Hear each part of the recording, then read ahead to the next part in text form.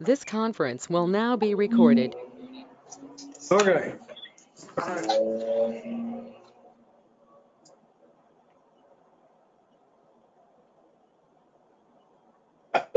ahead and call it. I already called it, as far as I'm concerned. I'll roll. Okay, well, Councilor Perry, we have communication today. Yes, sir. Let me just say real quickly, two things. Number one, I spoke with, of course, Chairman last night and also spoke with staff yesterday evening and said that if I could not get everything that I needed as far as what one had to present, then I've also got paperwork this morning from Lewis. If I could not, and I've got paperwork also from Main Street that I would drive on back. They won my son won their game yesterday and they're playing at 10 o'clock this morning. He asked me to be here and that was just sort of hard. I'm going to miss probably the majority of the game. We'll try to keep two promises at the same time. Mr. Chair, I'll just say one other thing. The microphones there are very sensitive, so everybody be very careful. Even when you're trying to whisper between each other, we can all hear and all, okay? Okay, so the clerk will note that we have 3 members present, 1 member absent. We have other city councilors in the room and a whole lot of guests and team members. And I'm just going to leave it go at that. We have Lewis at the table, so we're going to get started with the engineering department. And what my plan is to get all these people that have presentations for us today done. And then we'll get into the discussion on what we're going to do about what we learned. So let them go about their Saturday. I know we're starting with Lewis, Mr. Chair. This is just an updated list of the capital, but because Lewis had he was working on the original one, we'll use his, but just realize that this one has the numbers that will tie into the budget summary. Okay. All right. And we need to keep track of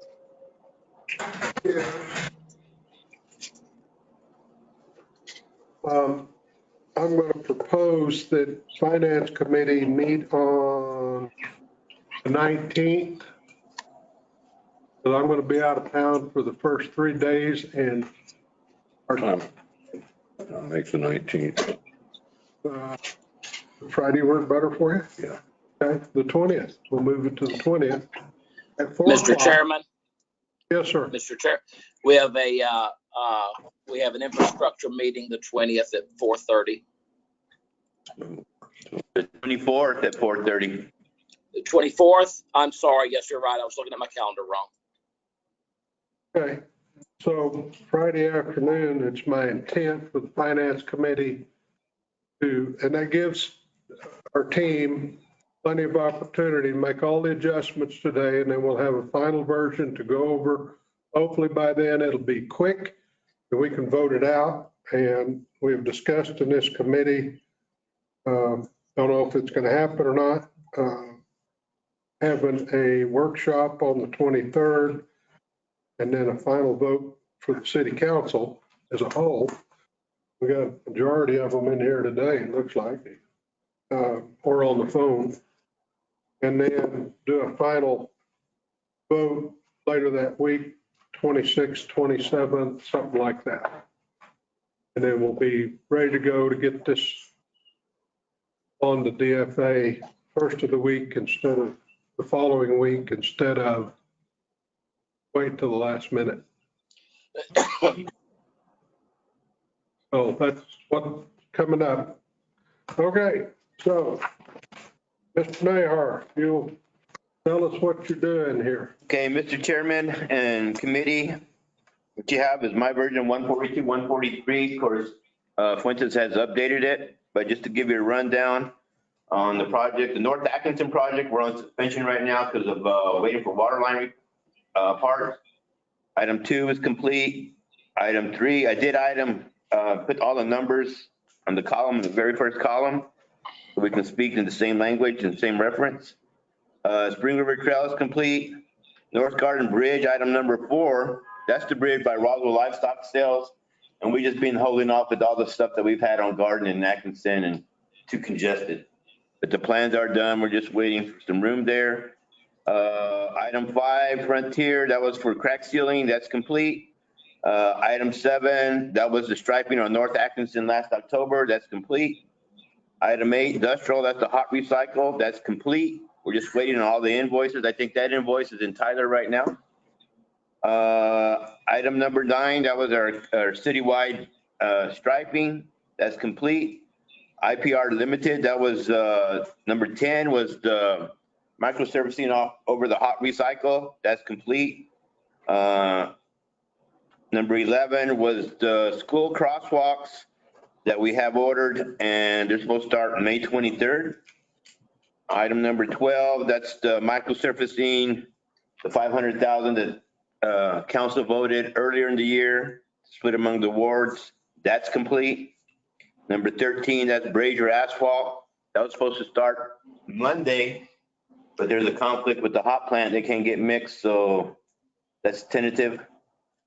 But that's that project is one of the ones that we got from the copper projects last year. That's 95% reimbursable from the DOT. And then number 15 goes with it. That's the striping when we're done. Okay, number 14, that was from the sidewalk program. That's where we redid the library entrance. Y'all paid attention that we redid the entrance there. Number 16, which is crack sealing materials.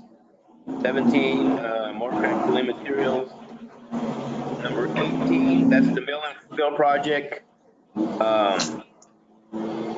that council approved that was using the GRT award monies from the lawsuit. And that's already started. The constructor started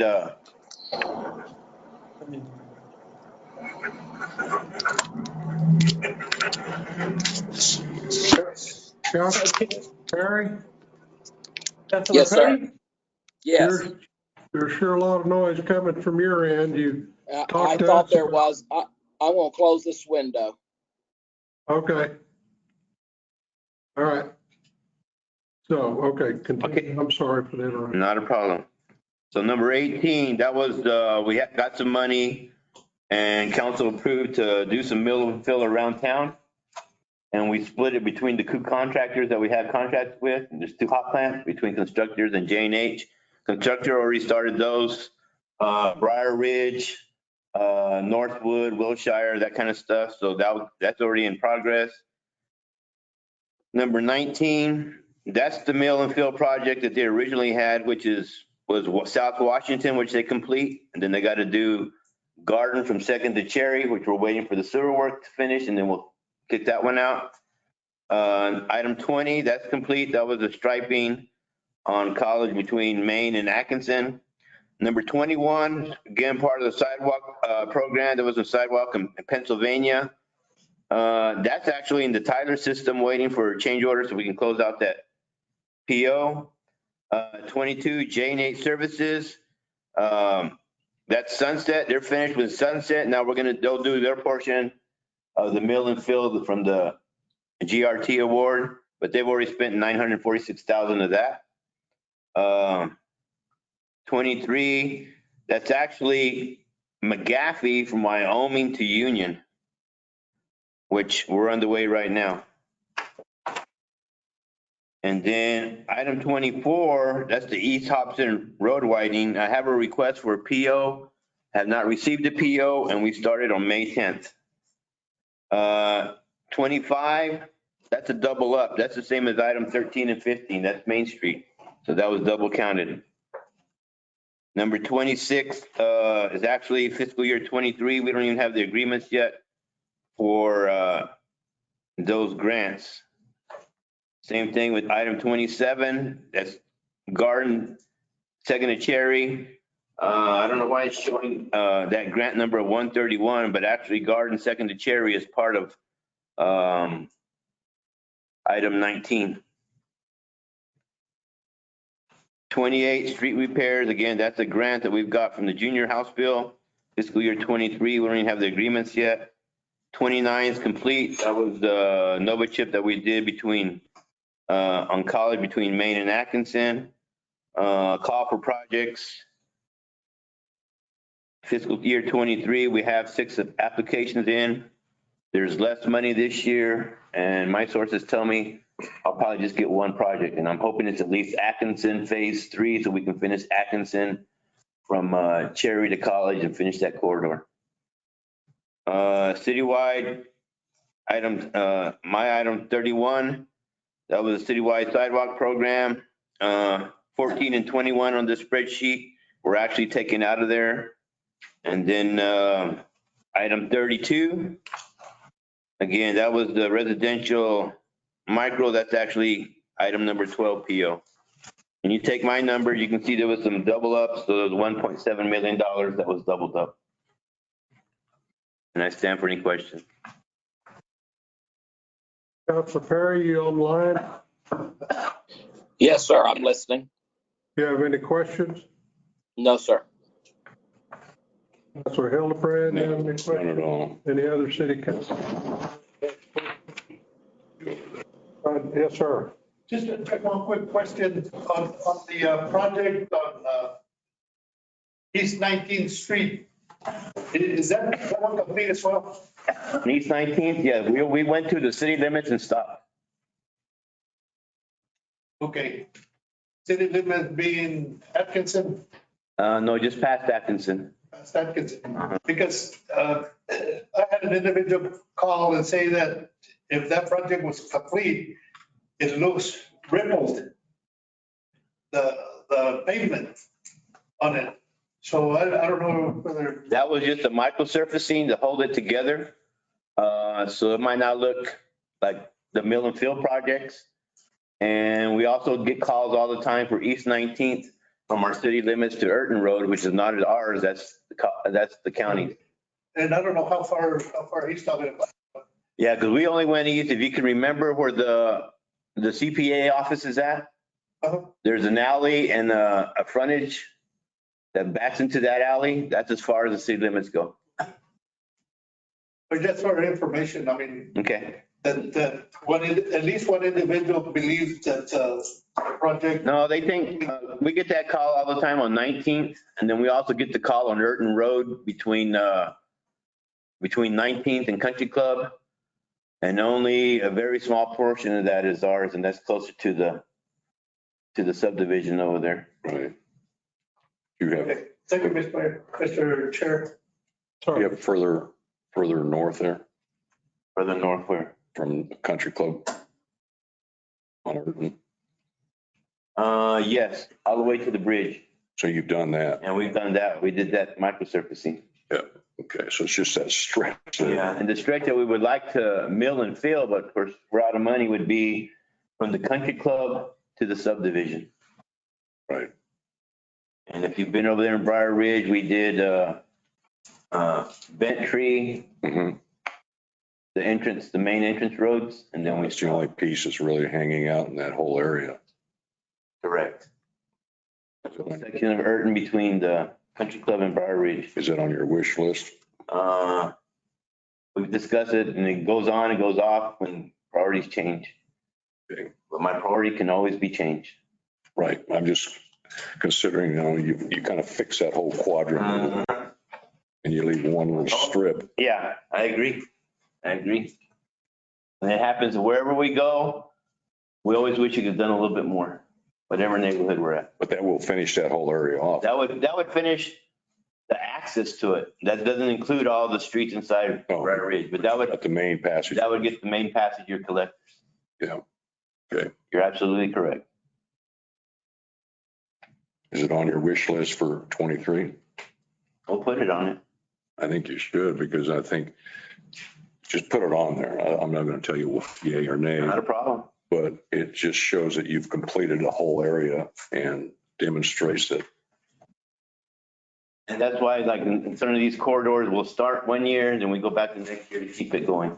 Yeah. Washington, we did from McGaffey to Alameda. We're gonna do Alameda to 8th. We hope to get more money to do from, we've already done from College the country club. We've got on the application of the DOT to do Washington from country club to Berendo. So we try to get on those corridors Okay. and try to complete. It's just hard when we have needs everywhere, and I try to. No, you're trying to fill in all those holes, or shall we say. But we'll definitely put it on the radar. I just think that you're finished over there on the corridors. And so Can do.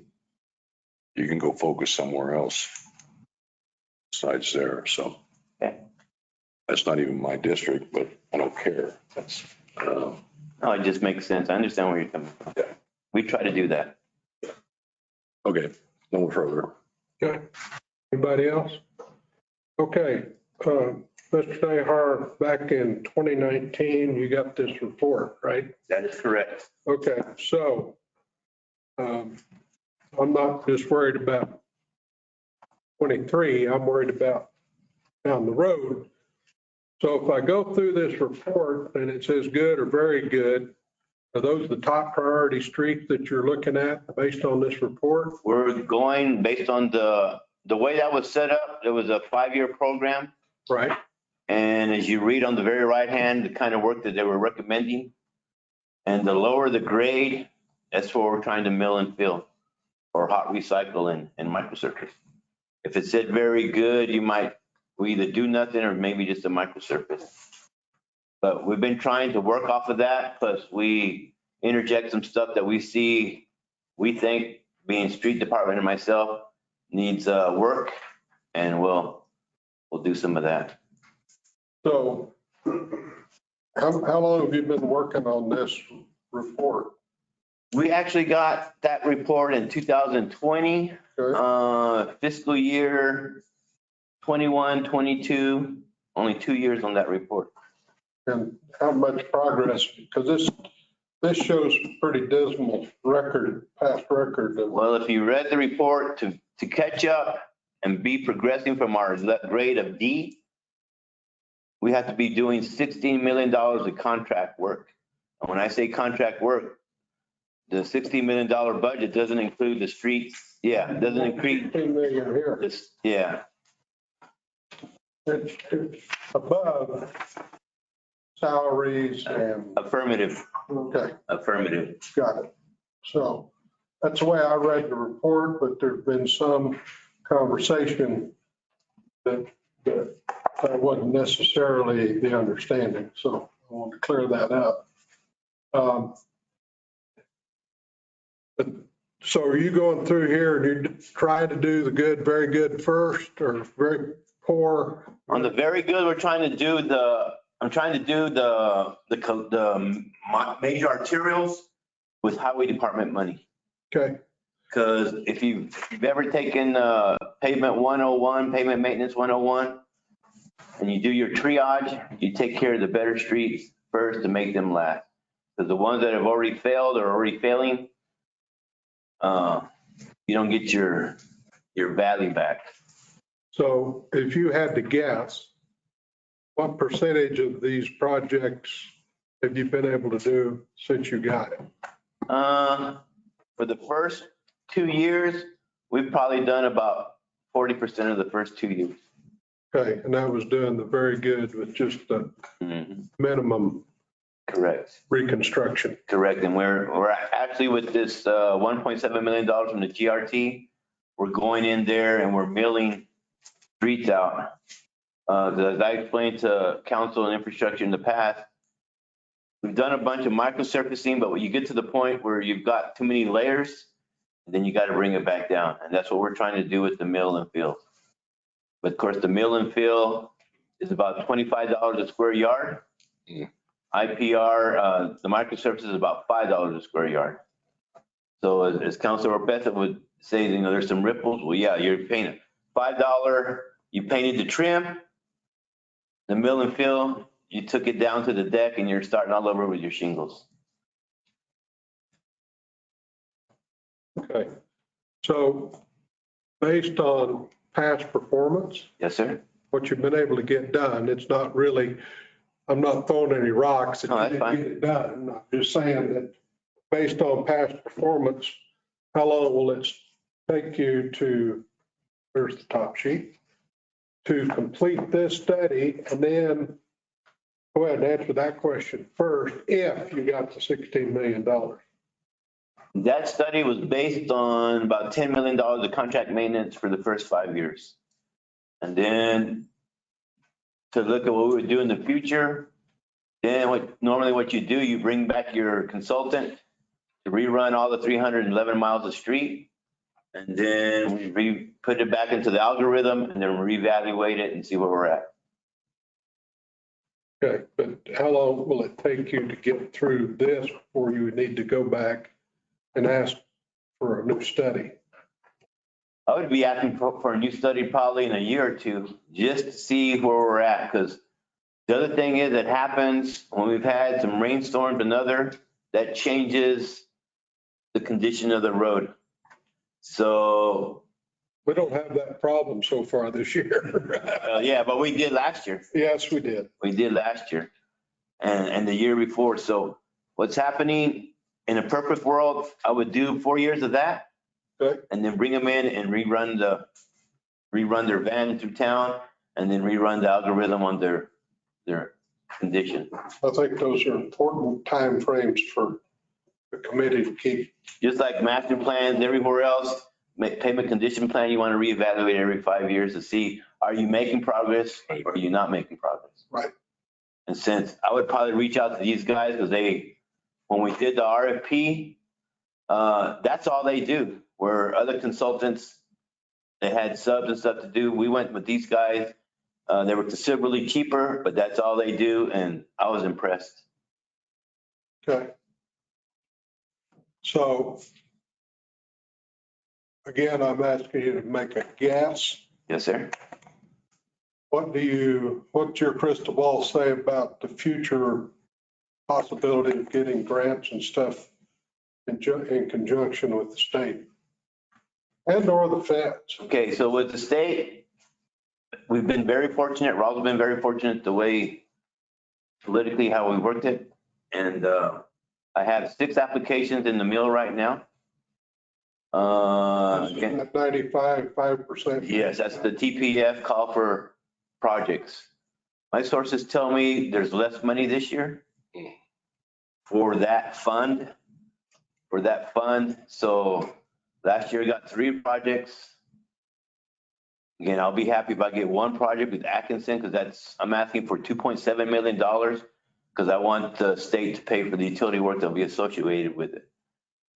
Atkinson that we had now, you guys, some of the councilors have seen the change orders have gone through with the water work. So with this one, we included it and we're trying to get the state to pay for it. My next priority on the list, as I look at it, would be mill and fill and sidewalk on Hobbs between Southeast Main and Sunset. If you've driven that off of that's pretty rough.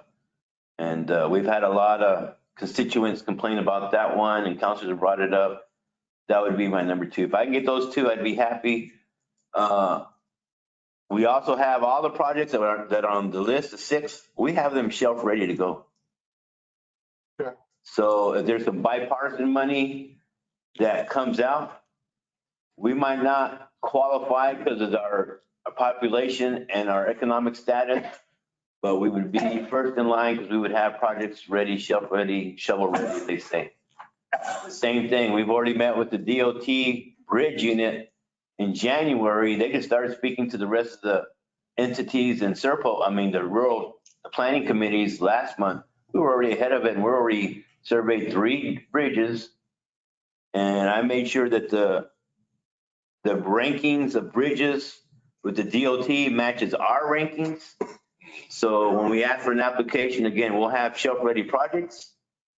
And then I'll have a letter that matches there and they'll be in full support.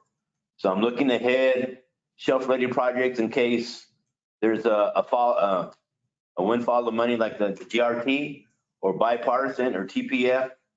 We're always ready. As far as what I would like, I don't know if finance or Mr. Fuentes has shared with you what I submitted on April 3rd. my wish list for this year. And basically what it is keeping the hot recycle, the microsurfacing, and that kind of stuff at the same level. It's not too much asking for mill and fill projects like we did all over town. I'm hoping that you as counselors will see and the constituents will see that this little bit of mill and filling that we're doing around town, it's very effective. Very effective. And we're doing that with $1.7 million. Now what's happening right now, the cost of the oil went from $700 a ton, and last week it was $900 a ton. So hopefully that'll stabilize, but I'm trying to keep the levels the same. I understand budget and, try to hold it. So whatever, this year to me was one of the best years that the city was funded or the road fund was funded. If we could keep that level, we could do some damage and we would probably see a significant change, but it would still take about 7 years to get our D to a C. But that $60 million that they've programmed and they're in the study is to bring it from a D to about a C. And they're thinking that's in 5 years to 10 years. Otherwise, you're doing less, you're not gaining. Yeah, you're going to see changes, but an overall quantity of 300 miles of street, you're not going to gain. And I mean, if you read the report, the older counselors, they've all were emailed the report when we did it in February 2020, I think, when it went out. But the roads, you just got to be steady, Freddie, and keep on going. All this hot recycle, the microsurfacing, I've already told my vendors, put us on the calendar for March. I have a relationship with those vendors, and we're the first ones every year. The hot recycle, they came over here and did us, Little Roswell, and then they went and did Albuquerque. But they realized a customer is a customer, and if we're trying to keep them every year at our levels, even though it's the Roswell levels, they appreciate that and they take care of the customers. It's still a business. Okay, any other questions? Yes, sir. On the, I know there's a project on Atkinson from Cherry or from Fifth to Cherry. Okay, right now we're doing the project on Atkinson from Second to Cherry, but we're on suspension right now because we only went to the bridge. We're in suspension right now because we're waiting for the water line materials to come in. And then, so what we did, we suspended that project. We're on Garden right now doing that sewer line because we were getting ready to mill and fill Garden from Second to Cherry. And 2 days before we were scheduled to start, we were told to hold up because we had sewer problems. So we're fixing that sewer now. We've already got the new sewer in the ground from 4th Street to 8th Street. So we're making progress. Hopefully in another month we'll be done with that one. We buttoned that one up. Then we're going to go back and constructors already has the contract as one of these line items. And we're going to mill and fill Garden from Second to Cherry. Hopefully by then we have the water line materials. We'll go back and finish Atkinson because I had to finish Atkinson by October because that's when I lose my money with the feds. And then from then we're going to go do the water line that's already been awarded on Edgewood, the Edgewood project on Cherry between Garden and Atkinson. In the meantime, same time, parallel, I'll be bidding the bridge for Roswell livestock sales, and then we'll go back in there. And I mean, the east side, that portion of town, there's been a lot of winners as far as funding. The citizens don't agree because of the inconvenience, but they're getting water work, they're getting sewer work, they're getting road work, they're getting 2 bridges. Well, I would say inconvenience them as much as we can. For the area. But my question is, from Cherry on to College, is there any plans in the near future? On Atkinson? Yeah. That's my application that I have with the DOT right now. And that's what I'm politicking with my sources to be, if I only get one project, give me that one. Yeah, because that would complete. That would complete that quarter. All the way Yeah, because we also did, if you remember in October, we did Atkinson from College to Terra Berenda. Yeah. So that would complete Atkinson from the city limit of McGaffey Yep. to where it dead ends at Terra Berenda's. Yeah. And No, that's- again, trying to finish corridors. Yep. And then McGaffey, I mean, if those that are infrastructure, read my project dashboard. We've had projects do McGaffey. Yeah, we've done McGaffey a few years back. We did it from Richardson to Union. Now we're doing Union to Wyoming to city limit. We've already got plans pretty well done to do from Maine to Atkinson. But I told my guys, let's hold off of there. The east side's getting too many projects. We're Well, they're not. They're good. That's what we're doing. So we're trying to alleviate, let me spend all my money over here, then I can come back to them. But we try to look at corridors and complete stuff.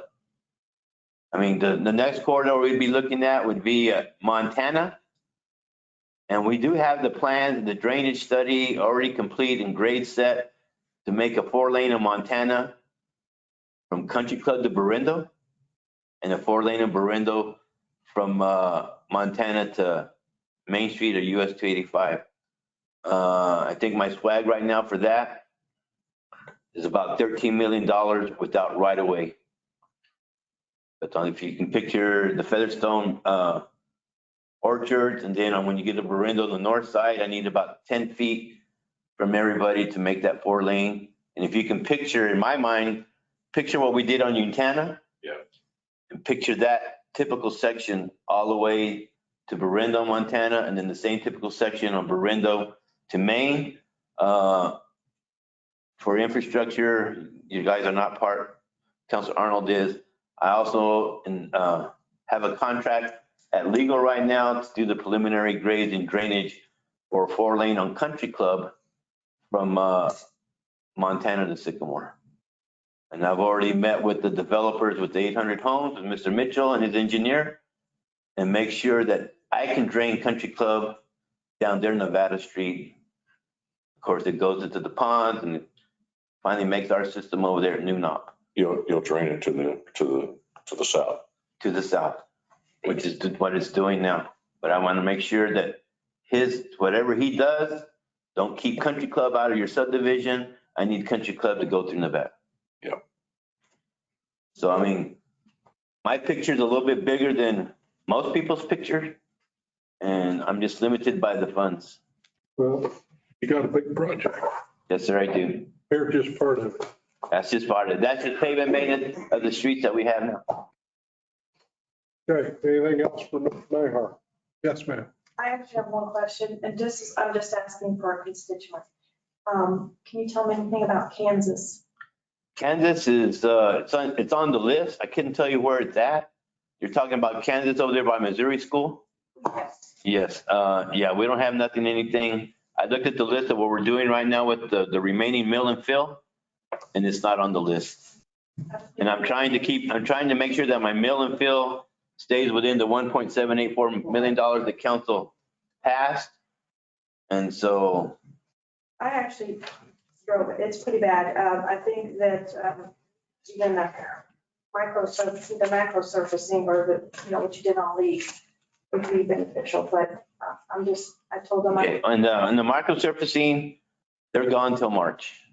They're booked the rest of the year. That's why I say, for me to be successful and get these done, I have to set up whether I have the money or not, I set up my vendors for March. Okay, well, that's good to know. But, I just told them I would keep working on it. And you give me some money for mill and fill, we have contractors here, we can mill and fill. But that's $25 a square yard.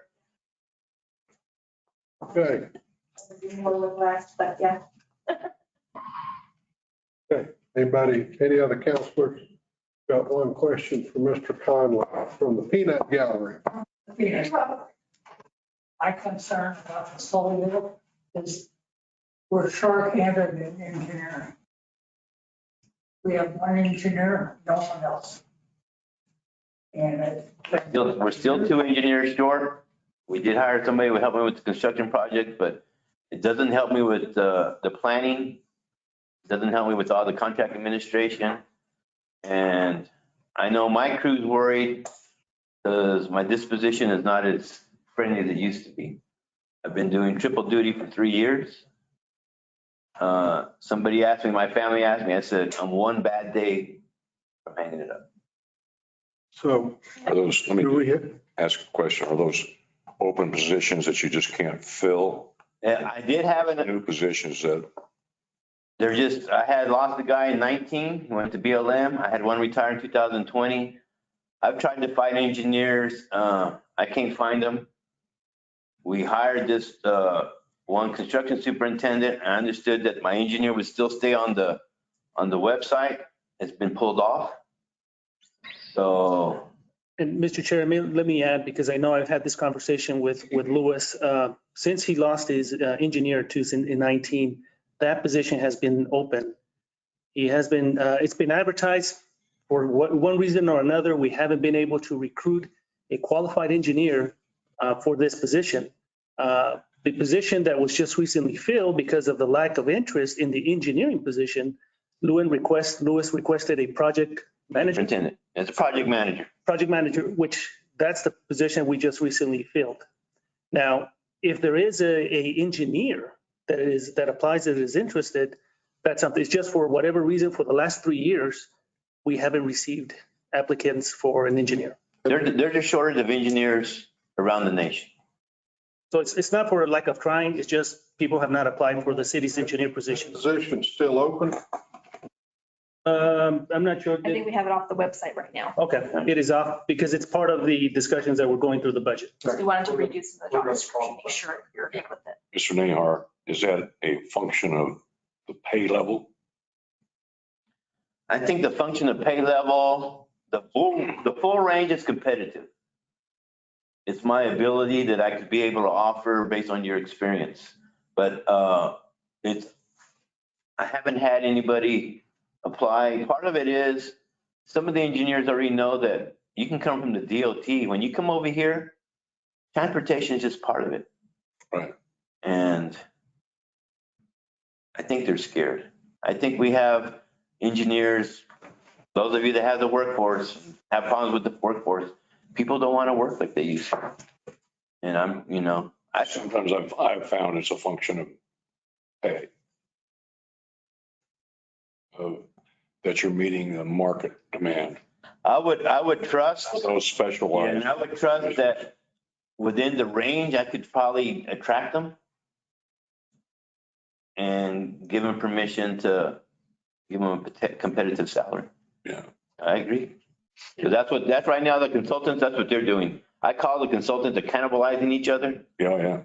Because they'll hire you, then Renee will hire you 6 months later to hire one. And for you, it's good because you're just bouncing. For the companies, it's not good because they're cannibalizing each other. Right. It's happening in a lot of professions. So are you suggesting that needs to be raised a grade for competitive? It would help. What would it take, Mr. Fuentes? Do you know? We would have to, usually what we do, we'll look at the compensation study, just look see what some of the comparables are to try to be competitive with the market. So we'll look at that because as Louis mentioned, we've tried different options. People who have applied, we've tried to even be more flexible in increasing the step and range. But again, we'll continue to look at it if we find a qualified candidate that applies. I suggest you support Mr. Nahar in any form or fashion to help him fill those positions. Yeah, and That's what it takes. Nahar, then let be supportive of that for you, right, and let me which is supportive for the city. the support has been there. It's just we haven't received any applicants because is the other way that we have offset some of that is the ability to contract the support needed.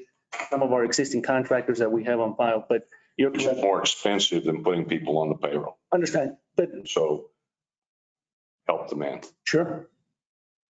Mr. Chairman, Yes, sir. if I can just say,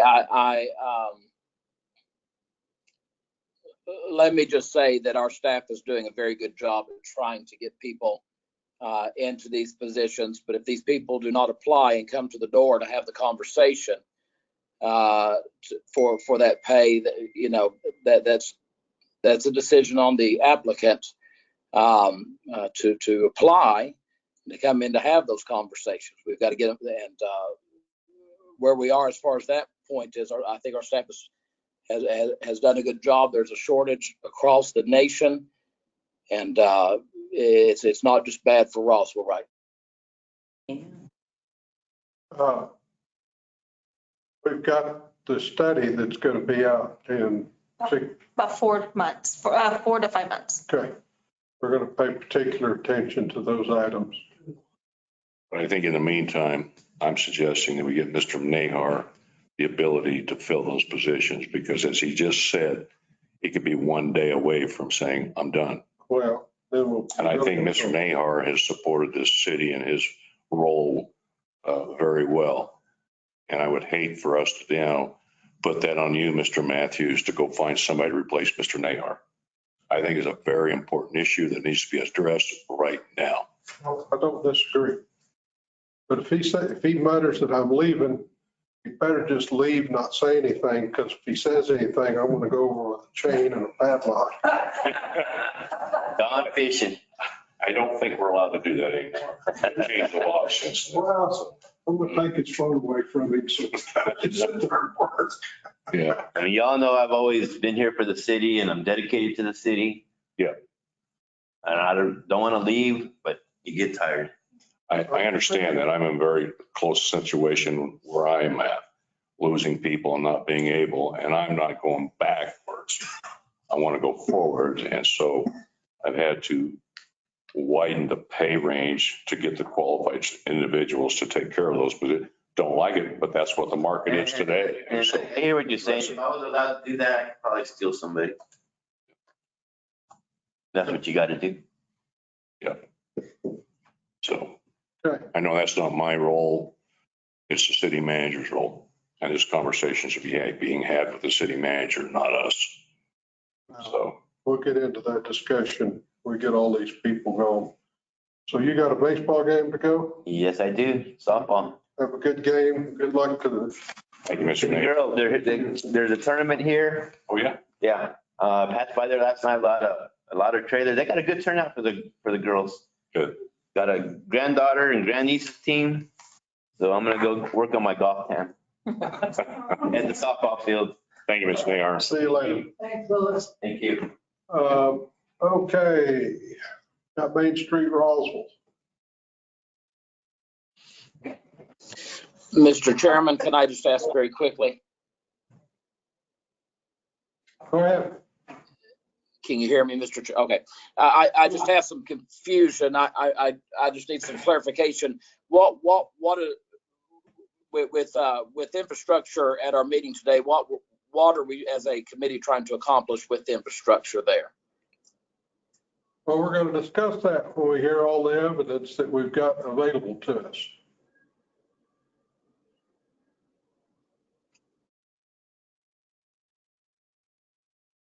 Good morning. So I'm not sure what exactly you're looking for. I did send out an email last night. I obviously missed Mr. Hildenbrand because I forgot one of the ends in his email. So I gave him these papers this morning. We have all of our financials with us. I have Tim Wood, who's our treasurer. If that's what you're looking for, is specifics about how and what and where. Well, or are you just looking for an overview of what Main Street Roswell does for the benefit of the city? Okay, so Main Street Roswell has been in existence for just over 33 years. We were one of the first Main Street organizations in the state. It is my understanding we are the oldest concurrent Main Street organization in the state. There have been others that have been around longer, but they had taken breaks in between, so they don't have a concurrent 33 plus years. Our organization works to benefit our downtown stakeholders. This includes property owners and business owners, not just the business owners within our district. And as you know, New Mexico Main Street worked with the city to expand our outline so that we can include this new area for the Market Walk. That money, I guess, it should be coming this fiscal year for the, it sounds like it's going to be done in phases, but we should be able to get, there should be a bunch of it get done in that first phase. Main Street works to bring more people downtown. We do our first Friday downtown market events. The Food Truck Fridays have come back, although last night I did not see any trucks downtown, unfortunately. Maybe I was down there too late, I don't know. We have different events in the downtown district, including, of course, the Chili Cheese Festival coming up in September. We have, during the holidays, we work with a local group here, McDaniel, to put up the lights into the trees. We do get sponsors for that because it's a $21,000 project every year to put those lights up and take them down. And then, of course, we always have to replace some of those lights. We feel like that's one of the most visible of the projects that we do beyond the festivals that we have. We have just been awarded, one of only, I believe, 16 in the state, awarded a small resiliency alliance grant to help with a facade over at 3rd Street Station Barbecue. Backdraft Barbecue at 3rd Street Station. And that work, we're looking to start that sometime in August. I don't know why he decided to wait until it's that hot, but I'm hoping we'll be able to bump some of that like into November. It's gonna be too hot in August.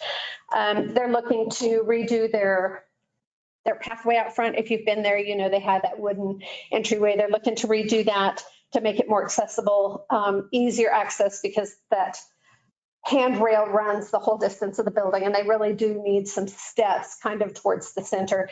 They're also wanting to bring lights from their main building across the street into their pavilion and put additional lighting and a sign, a very large sign they have.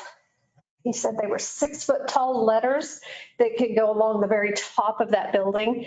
That building, it's huge. I don't know how tall it is. I'm horrible at estimating those things, so I won't even try. But these 6-foot letters are probably not going to look very big when they get to the top of that building. So there are several things in the works on that end. We just had a fundraiser. It was not quite what we had hoped for. I think a lot of people right now are holding pretty tight to their wallets, unfortunately. But we do believe that our net is going to be in the vicinity of, thank you, ma'am, just over 10,000. Looks like about 10.5 should be our profit. So we do work to get additional funding in those types of situations. We get a lot of sponsors for our different events. So we don't, although we do definitely need the support of the city, and we greatly appreciate the support of the city, we do also work to try to raise some money of our own to try and enlarge some of those projects.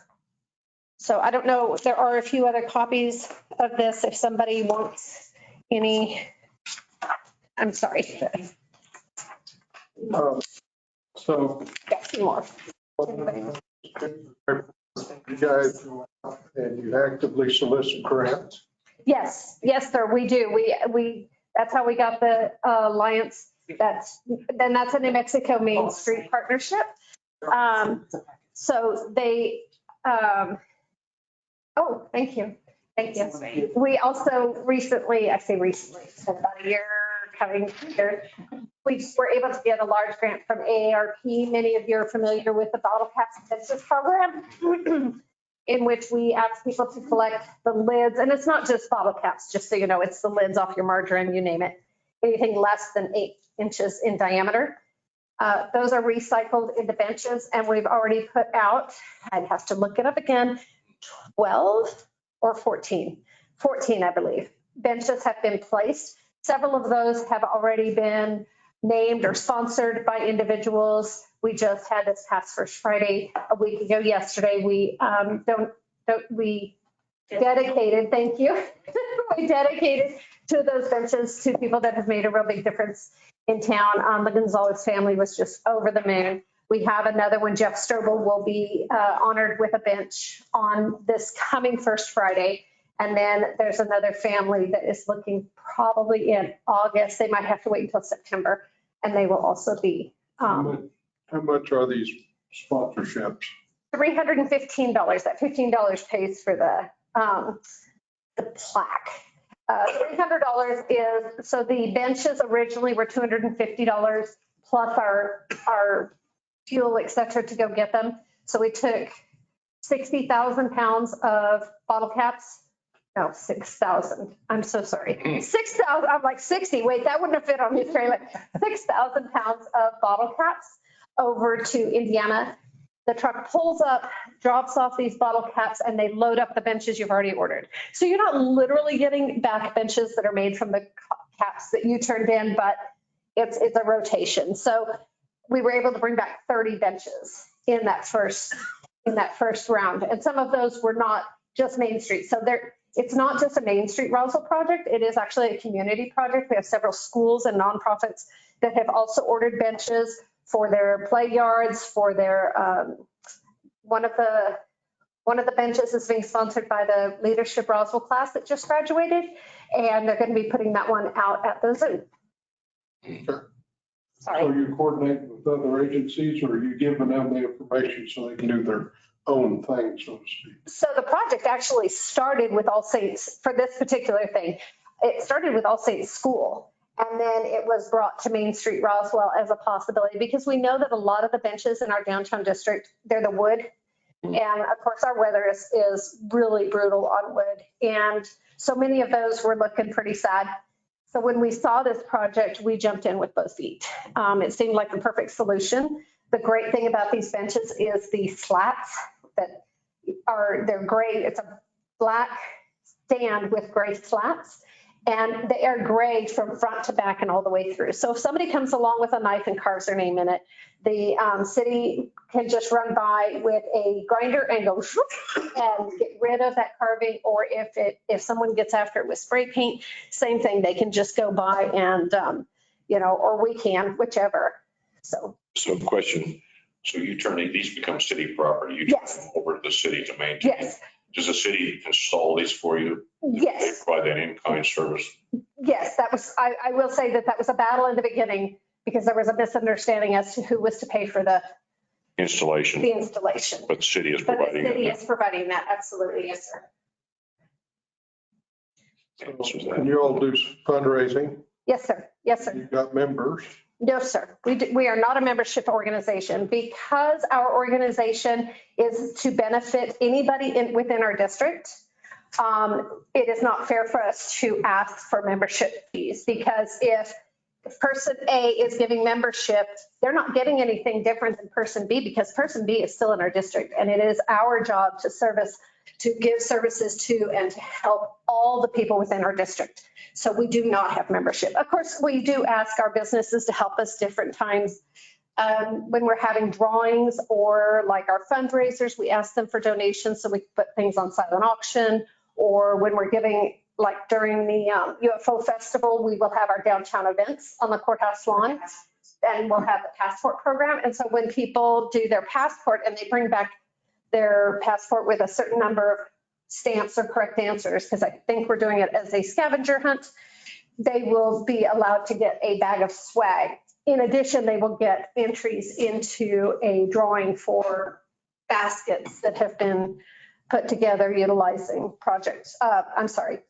items from our local businesses. And this is free to the businesses, and this gives the businesses advertising, and it really increases the traffic flow of our tourists into those businesses. So it's been a really productive and growing project that helps. Another project or projects that we've done in the past, the murals, like the mural in Reichman Park, and then Main Street Roswell applied for another art grant, and there was the mural that went up at the UFO Museum.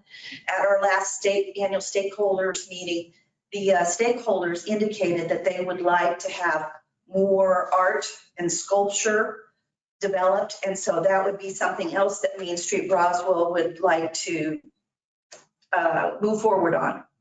Yeah. Did any of you have specific questions about how, what, where, and why? I'm sure part of the discussion needs to be the fact that we've not had an executive director for quite a while. Yes, sir. I know you're talking about benches. Yes. And would be that you're talking about bus stop benches or the bus stop? No, sir. No, sir. No, sir. Currently, the benches are being placed at all four corners of every intersection along Main Street. Our hope is that the project can continue to grow and it can help fill in the bus stops and all of our parks and things like that, where there is either no seating or seating that has succumbed to our weather. But where I was going with the question was, if there was bus stop benches, is there any plans to putting canopies on it The transportation. Yeah. for shade or whatever? I would hope that if we're able to get benches to cover the different bus stops throughout the city, that we could find additional grants or organizations to work with to do that. Yes, sir. That would be my assumption. But at this time, they're not specific to bus stop areas. They're specific to corners. They're intended right now to give people in our downtown district that are walking from, say, the UFO Museum up to the McDonald's, a spot to stop and rest, especially families with young children or people who are elderly or dealing with some type of mobility issue. They need a spot to stop. And on that project, I know the city just approved it back in March with the variances with parking and height, and there was another item that was. Oh, I know nothing about that. Is the Main Street responsible for that? What's that called? The downtown, the railroad area. Yeah, we weren't a part of that, Oh, okay. that discussion or yeah. I think I remember reading something about it, but I don't know how or what Okay. that involves. Sorry. I know where this is off topic, but you represent a lot of the Main Street businesses. Absolutely. Yes, sir. So my Yes, sir. question, I drive down Main Street. Are any of your store owners down there making any statements about the trees that along Main Street? Because I drive down there and some of those trees are overgrown. They block businesses. It doesn't look like they've been maintained shaping wise. I'm not saying take the trees out, but you can shape trees and they don't look like they've been maintained in many, many years or so. Is that some of your concern of your local businesses downtown? So that discussion has come up more than once. It's not a regular discussion item with our downtown businesses, but I do know that when those trees were put in, they were not given a very large area to be able to put down roots. Those trees are not going to make it much longer. They do not get water. The only ones that get water are ones that the business owners specifically take water to. And I can explain how that all came about, because a lot of money was spent to put those trees in when Main Street was redone 28 years ago or something like that. There is a water line under there that goes from tree well to tree well, and also came up and watered all those beautiful planters. By the way, we just planted all those on April 30th. And most of them are looking great. Not all, but so that water line went and took care of all of those plants. But the problem was people would pull in, and our cars are much smaller now, but they're in the late 80s, early 90s. Some of them were boats, and they sat up a little higher. And as they would pull in, they would bump that flower pot, and they were breaking off the water line that stemmed up out of the concrete. Right. And once it's broken, there's really not a lot that can be done because of where that water line is. So it ended up being that the entire watering system for the trees, and because they were all connected, and for those flower pots, is no longer viable. So this is why our trees look so sad, and they are not going to last much longer. If we get another 5 years out of those trees, I would be shocked. I have tried talking to a friend of mine that is a arborist. Yeah. Yes, that's the right word. I had to think about that. And he said, you can't just go in. You either have to dig it up. Yeah. Instead of you're going to have to dig up a huge area that's going to cause a lot of destruction. He said you can't just go in and cut it off and then plant another tree because there's no place for the roots to go. And so I asked him, I said, well, what do you think? What would you do? And he said, Honestly, I would go in there and cut them as low as I could. I would drill down into them, put concrete, and I would put up a post with some flower pots on it, or a post with information on it. One of the things that we're discussing is possibly some type of historic markers that will help tell people the history of Roswell, of our downtown district especially. And, so that might be, I mean, it would be very sad to not have those trees, because then we wouldn't have the lights in the trees. We would not have that hometown feel. But I don't know what the other solutions might be, gentlemen. I really don't. So this plumbing that she's talking about, that's part of Roswell's. That's Roswell's problem. That's not her. And that resides in the park? Is that where that Parks maintains it. Okay. Well, I have, the reason why I know that. I always know an answer to the question. I talked to Jim, and he is aware of the situation. We don't have a good working, no plan. There's not I don't see an answer, honestly, to be able to keep the trees. He's thinking of. Yes. And maybe we'll see something forthcoming. In the meantime, if your business owners can take them a 5-gallon bucket of water and go out there and pour it on those trees occasionally, it would be appreciated. It would help, yes. And we have spoken to several of them. As with any other group, we have certain individuals in our downtown district that are all in, and they're very quick to jump to help us and to do those types of things. And then we have others who sit back and go, well, what can you do for me? So, I definitely, unfortunately, I can't guarantee that would be done. It's just a suggestion. There's not any mandate. No. Resolution coming out. No, We've got a problem and we need to try to patch it along. Just not to interrupt you, I'm sorry. You're fine. But somebody spent a lot of money to go down there and do that whole tree project. Yes. And we just stopped. Mr. Matthews, I think as assistant city manager, that needs to be addressed. And We have arborists on staff. But I get that, but nothing seems to be done is what I'm hearing. And I'm not chastising anyone about this. We want to have a beautiful Roswell, but we don't maintain. This is an apparent idea to me that this has not been maintained down there. And they are willing to go down there and pay for the plants. You all pay for the plants, do you not? Well, actually, they're donated by Keep Chavez County Beautiful. The plants and the soil are donated by that organization. I do actually have a suggestion, and I don't know how well it would work. I believe that, obviously, I cannot speak for the entire board because it's not something we voted on, but I believe that it would be something they would be interested in doing. If the city has either a pickup truck or a small UTV that is utilized in the downtown district, if we were to buy a 200-gallon or whatever, one of those water hoses that has water containers that has either a hose or a sprayer, and it was used strictly for water, and they could make sure as they're driving by, if they're going slow enough or if they pull over and hit 2 trees, I don't know. Main Street wants to see downtown's beautiful, and we'll do what we can. We are a small board. We're all volunteers. I understand. But we would be willing to pitch in some money to try to get done what needs to be done to make.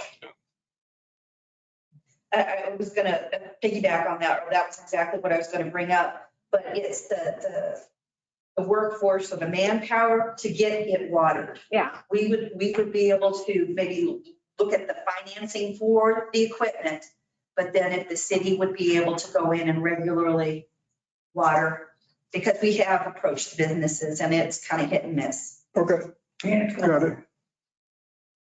We should have, I think I've seen them driving around with water tanks. I think they should have the resources to. Those may be already earmarked for other locations or other duties. Like I said, We're getting notes written down over here, so we'll explore that. Let us know, because we want to know in what ways we can help keep those trees alive. Okay. Yes. I want to ask Mr. Matthews, are you going to assign this project to somebody to look at, to communicate to Main Street well as well? Sure. I would expect a report back to what the cooperation and what's being done, what's going to be accomplished here. Absolutely. Mr. Conley, I believe you had a question. in terms of the water, I just did for 2 weeks researching. The problem with the trees and a lot of the flower pots, they do not get a deep water. Yeah. They only get, Surface. surface. Absolutely. Agreed. The cardboard temporary is getting some new scooters, and he has a crew that does only Main Street. And they have on those new gators that they have a tank. Hopefully, we could talk to them about doing that. Every Friday, they go down and do the cleanup. and They go start every day. What? Every day. It's every day. Every day, Every- Friday morning, they really do. They're down there every day. Yeah. Okay. Well, It shows like at 2 o'clock in the morning. 2 or 4. patch on this is minimal impact to the budget, I would think. We'll get on it. Okay. Now for the tough questions. Okay. What's your budget? Total budget? Total budget Yes. for the camp, our annual budget. Yes.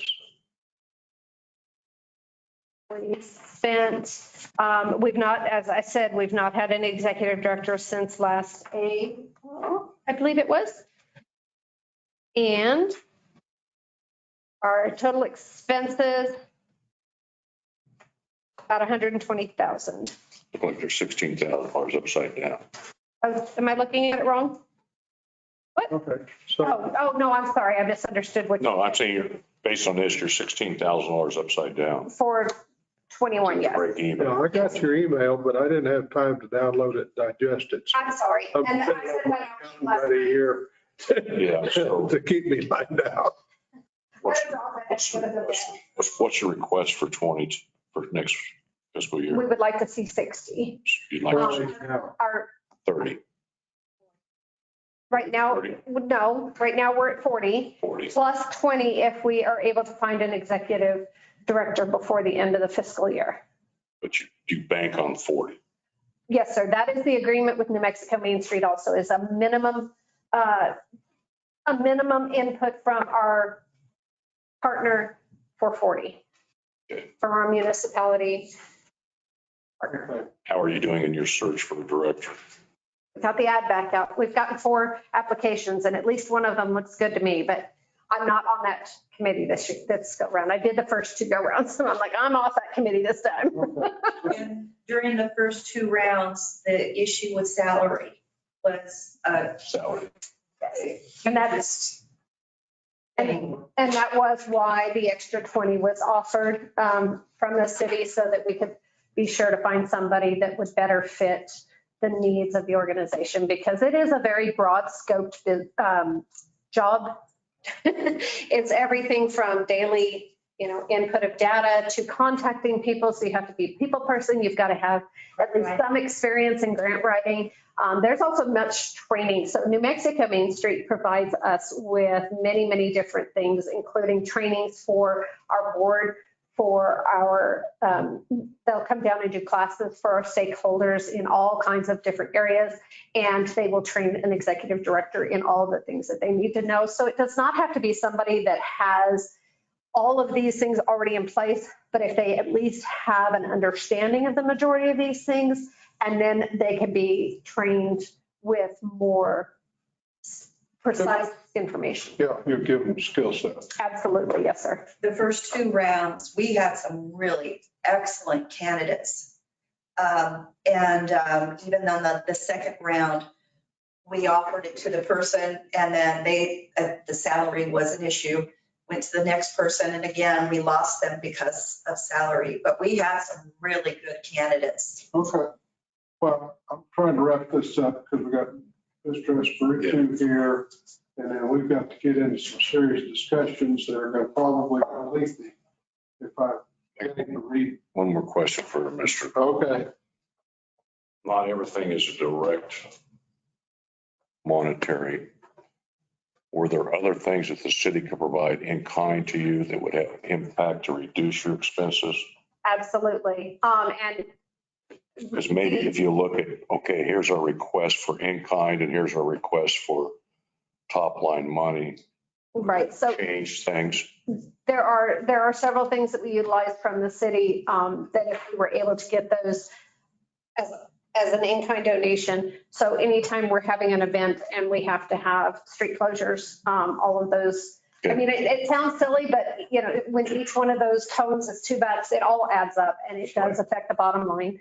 So those types of things. And on the occasion in which we might need police for an event, if that could be provided. We've been relying much on our sheriff because the sheriff doesn't charge us anything, the police department does. Right. So maybe if your request, Just for clarification, Counselor, the biannual memorandum of understanding that we are required to sign or co-sign along with Main Street Roswell does give a list of those in-kind services that we are required to provide. okay, And But they've not been. provide you with a copy of this program, but the local government partner, again, we are required under this agreement to enter into the agreement that you're talking about right now, to right, provide a minimum of $40,000 a year. You must provide, the city must provide a liaison with an understanding of downtown master planning, revitalization, adaptive reuse, all of the very technical things. That is capacity I am currently serving in right.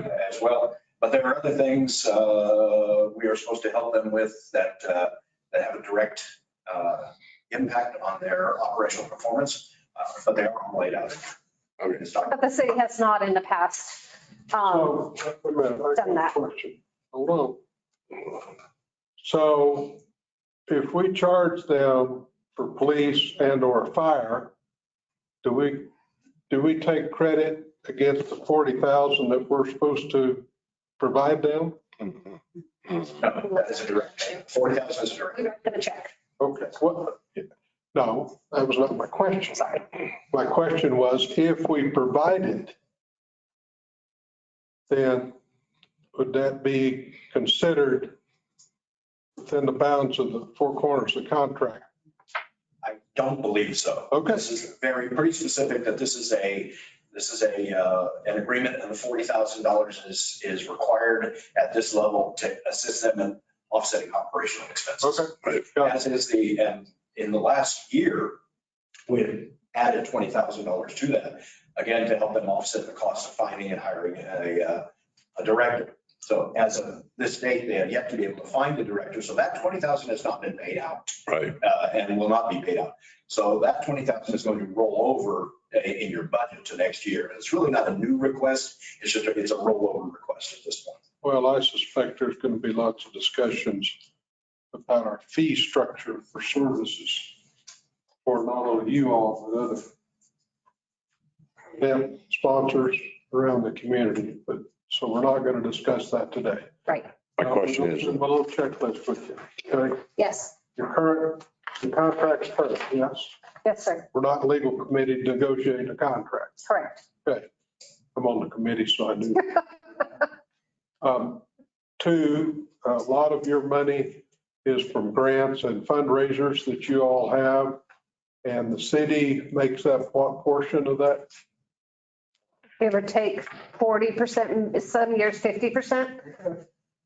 That's right. And your present check, if you will, from the city, and I'm sure it's either quarterly or whatever. Quarterly, yes, sir. Okay. Is how much again? 10,000. Okay. Per quarter. Yes, sir. Okay. Sorry. So 40, and you're sitting there asking for 60. Yes, sir. Okay. Any other questions? Yes, sir. On the money side, do you commingle all monies, city monies and fundraisers, or do you keep the money separated? We have checking and savings accounts. We have very good bookkeeping that helps us to keep it separate so we know what areas monies are spent. Was that your question, or are you asking? Are you basically all monies together in one account? Yes, sir. Yes, we are. Okay, so you don't really separate the monies from the city and the fundraising and the other? It all goes to the same work. Okay, Yes, sir. Councilor Bass. So when you stood up and we went ahead and voted for your contract to go through and stuff, am I to understand that was said?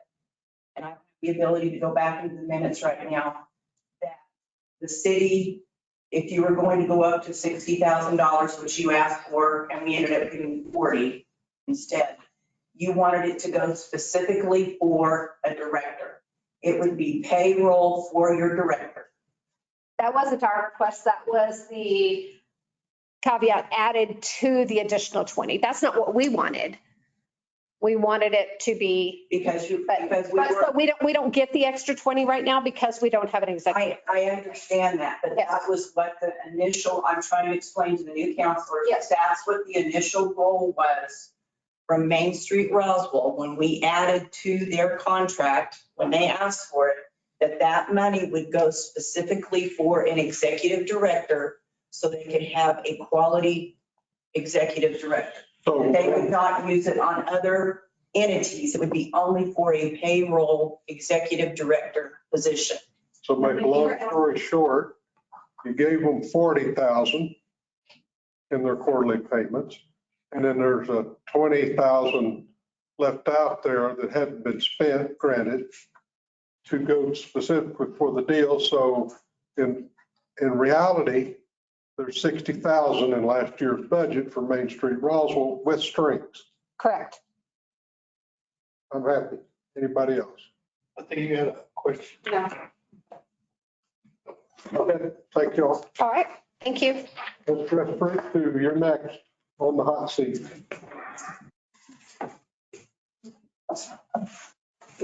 Perry, I didn't hear you chime in, and I can see when you're on the talk, so I do occasionally glance up there. Yes, I'm still listening, sir. Okay, thank you.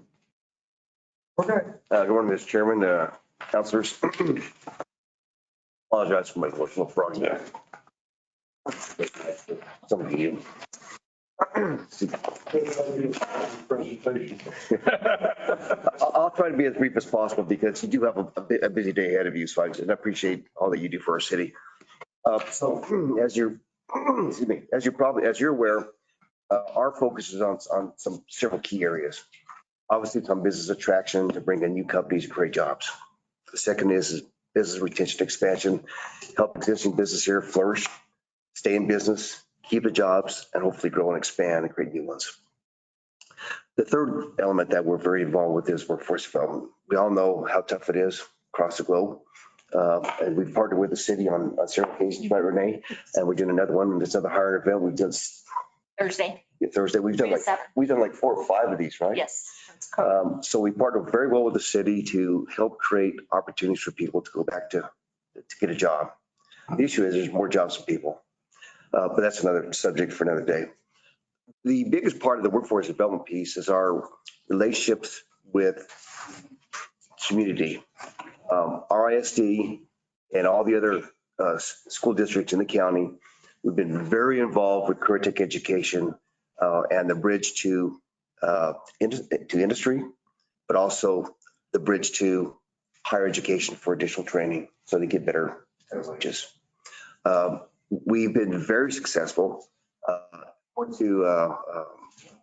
The director for workforce solutions for the state commented that Chaves County leads the state in apprenticeship programs. And I'm very excited about that, but I'm also excited about doing more, where we get more people involved in the school system to work with companies, learn the trade, learn different trades, and have a nice pathway to a great career and stay in Roswell, Chaves County. But not only for the school districts locally, but we also involved with NIMI, Job Corps, and New Mexico Youth Challenge. They all have young people. They all have folks that are looking for a way through life to be successful. We've done several industry days with NIMI already. We do one monthly with them. And the one we just had this month, I think we had about 130 cadets, something like that. A lot of cadets that we spoke to. And we break it down by career pathways. So all the school districts We work with the career pathways in the different clusters identified by the state. And then we tailor those specifically to the needs of our community. As you know, the Roswell Air Center is a big part of who we are. It's truly the gem, and I know we all know it. We live here. We get it. And recently at a MRO trade show and conference I attended with the Ascent project, really hitting the mark in the aviation industry, that companies are noticing Roswell Chaves County like they've never done before. And I think that's really important. When I first started this job, and I went to a couple things before COVID hit, when I said Roswell, everybody would giggle and say aliens, but I would say, let me tell you more about Roswell Chaves County. And there's still, and there will always be, to some degree, coaching that we're more than just that. We're also a place for business and opportunity to create jobs and expansions for new companies. At that show I just mentioned, we had a couple of really good leads with a couple of companies that are very supportive to the MRO companies that we already have here in Roswell. I think what's important is, I think with Ascent Aviation, we've probably hit critical mass with MROs. My experience is working with those type of industries that support those MROs. I spoke with one of the MROs, I can't say who, but they sent out a leading edge, you understand the term, Mr. Chairman, for repair, because they can't repair that here. Mhm. If they could have repaired that here, they would have saved about $220,000. Things like that, those type of activities. We have the training capability at our university for a lot of these different back shops, and I'm talking back shop maintenance. I think that's really their sweet spot at this point. This past year, City Manager and I went to Rubb Building Systems, met with them about how we can increase the inventory of our facilities out of the Air Center, because when we're at the point that we're saturation. We don't have any resources at the Air Center to attract companies.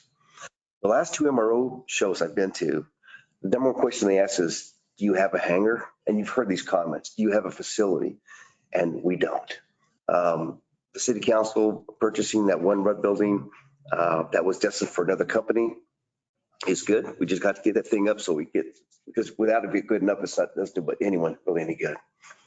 So workforce development is very important to us. The young folks were very involved with the school system, very, very involved. I have weekly meetings with most of them. Spent a lot of time with Hagerman, and recently we were in Dexter doing the same thing. So, but as far as our ISD, we're very involved with two high schools, and there's a community advisory team that I'm one of the vice whatevers. And it's all about how we continue that path forward for those young people. From the business attraction standpoint, you all know about Ascent and where that's headed. We do have a couple other projects in the pipeline. Last year, we submitted about 24 different proposals for projects.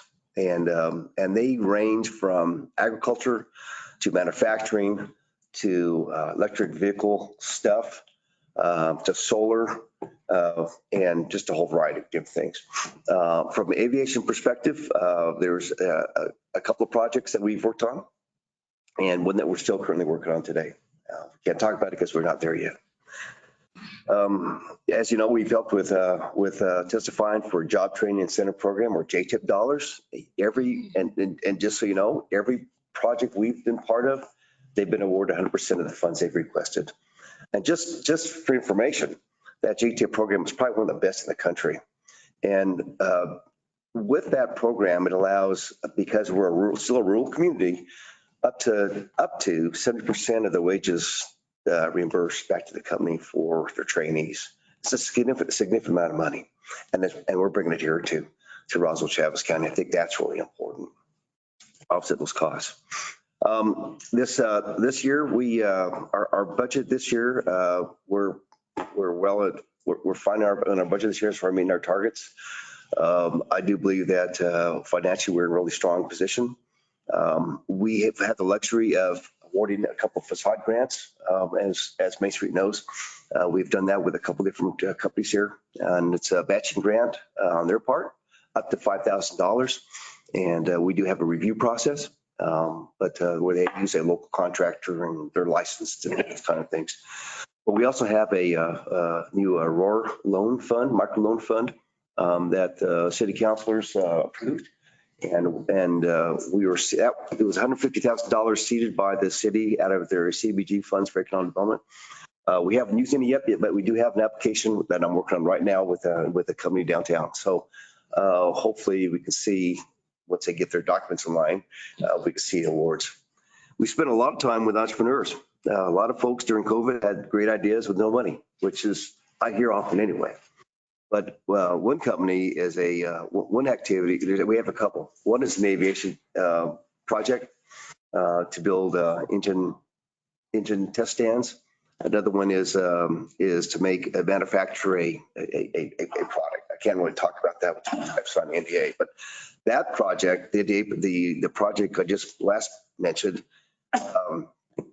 they've been working on their products. They now have, I think they have the concept, the proof of concept ready to go. They have their financials for the local financial institution for funding, and that could create a few jobs here and possibly grow. And pretty excited about that. The first down on the engine test stands were the very preliminary. I review their financials, their business plan. Oftentimes they don't have that.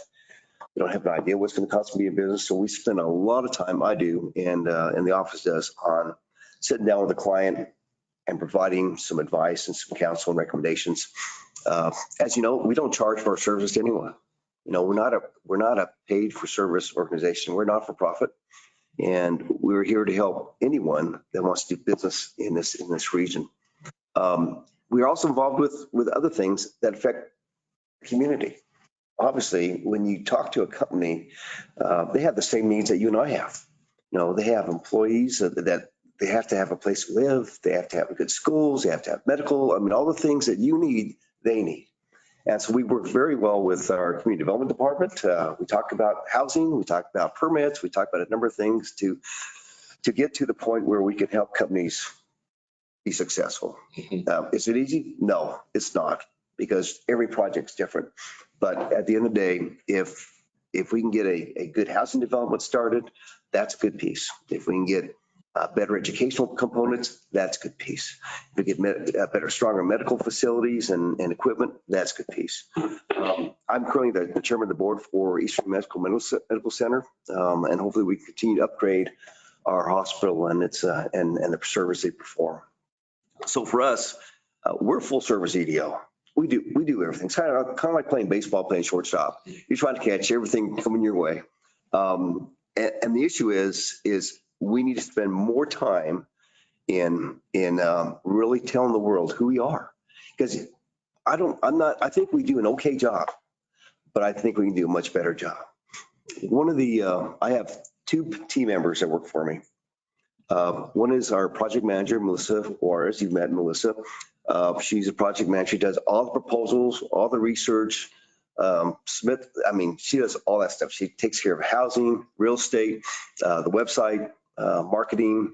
And I know you've heard the briefing, so she does quite a bit, probably more than she should be doing, because we just, as you know, when you get flooded with items, everything becomes kind of routine, right? You just can't do what you can. During COVID, the other lady, Irma Perez, was working for us part-time when I came to Roswell.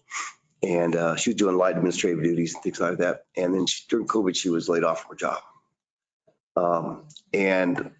I took the opportunity to hire her full-time to do two things. The first thing is business retention expansion. Last year, we visited over 480 companies, local business people here in Roswell. 480, that's our target every year. And that's our goal for next year. She also takes care of membership. She works, because we are funded, I won't say exactly a third by each entity, because we get paid more by the county than we do by the other two, but we have three streams of revenue, and that is the city, the county, and our membership. Our membership and our city donations, if you will, are the same, while the county is higher. This next coming year, we've asked for an increase. And the reason we did that is because I truly believe in a changing world that we've been through with the pandemic. Us being able to reach people is harder, because People are staying at home. You can't get to companies in their offices. They don't always attend those trade conference and shows. It's hard to reach folks. And we live in a digital world. We do our own website. Our website could be so much better. It's okay. It's not great. But that's the first source people look at when they're thinking about our community to do business. We have to do a better job. I believe that we need I need to bring a digital marketer into the team because we have to be able to really truly reach people and step up our advertising, if you will, our marketing to the world on who we are. That's where I think we probably haven't done a good job because we just haven't had the resources. We can continue on, and I planned, and I don't know if you saw the paper, but I presented a paper to our city attorney the other day. We can continue on the way we've been doing, but I don't know, getting enough traction to really to move forward. I think is always going to be a little bit of a struggle for us. I have not, and I will not ask for a salary increase for myself personally, but for my staff as need be, obviously for the work they do. My BRE membership director, she has a base salary and a commission. While my project manager, because it's membership based, and then my project manager is on a full salary. And she has a master's degree in business. So that's who we are. That's what we do. This next coming year, we plan to do a lot more marketing. That's what I like to do. Have a person and really get into the digital arena. I mean, we haven't really fully explored all aspects of social media. Yes, we have on Facebook. Yes, we have LinkedIn. But, we're not utilizing those opportunities as well and as effectively as we could to reach people. That's where we really need. That's a space we need to be in. Stand for your questions, Mr. Chairman, councilors. No, I fully appreciate what Mike does and what they do over there, trying to create new opportunities, but also looking after our existing businesses and helping them figure out what their needs and concerns are and helping them grow. If we can grow internally, it's great to get somebody from the outside, but if we can take someone on an internal level and make them grow, it's fantastic. So they're covering all bases. And I know that his involvement with the schools, trying to get those young people knowing that there's careers in Roswell, that they don't have to move to Albuquerque and those things, which is absolutely a great program that you're doing. So thank you, Mike. You're welcome. It's a pleasure. So Terry, you have any questions for Mr. Espiritu? No questions. Any other counselors in the room before I get started? Anybody else? Peanut Gallery's going to be quiet. Just give them a lot of money. All right, I just making sure you're. What did you say, Larry? Just give them a lot of money. Okay, so your contract's current, Yes, sir. your audit's current. Yes, sir. We're paying you how much right now? 96, I think it is, right? Don't know. It's either 96. I believe it's 96,000 currently. You're asking for 200 more, or for 200 total. Correct. One of the things that we haven't done this year or since COVID is we haven't had a legislative reception up in Santa Fe. Right. And we intend to do that. We need to do one next year. That's one, and those are not cheap, as you know. But it's really to help pay for the salary of a new person, but also the push in marketing. I mean, that stuff costs money. We do need to go to a couple other trade events, for this tied to aviation. In fact, we are partners with the Site Selectors Guild, which are site selectors across the country that are working projects. We're partnered with them. And because we're partnered with them, we get a little more priority when it comes to projects. We go to 2 events a year with those guys, and it's not cheap. They're not inexpensive, and you always have travel, right? We'll go to MRO Americas. We'll go to PB Expo, which is another aviation show. We'll go to MBAA, another aviation trade show, and FabTech, which is manufacturing, and Ag Fest, which is it's an agricultural show. So we'll do all those because they fit to our target markets for our area. But with this increased funding, we're able to do that. This year we couldn't do it because the prices have gone out of sight. Just to travel. I mean, it's just as we all know. So that's how we can best utilize that funding. So you mentioned the, what's the term? Overhaul facilities for components on these aircraft. MRO. And well, I don't know if they're classified as an MRO or if they fall in as a repair station. The back shops, they're FAA repair stations. Yeah, repair station. It's been so long since I've looked at all that stuff, I just don't remember.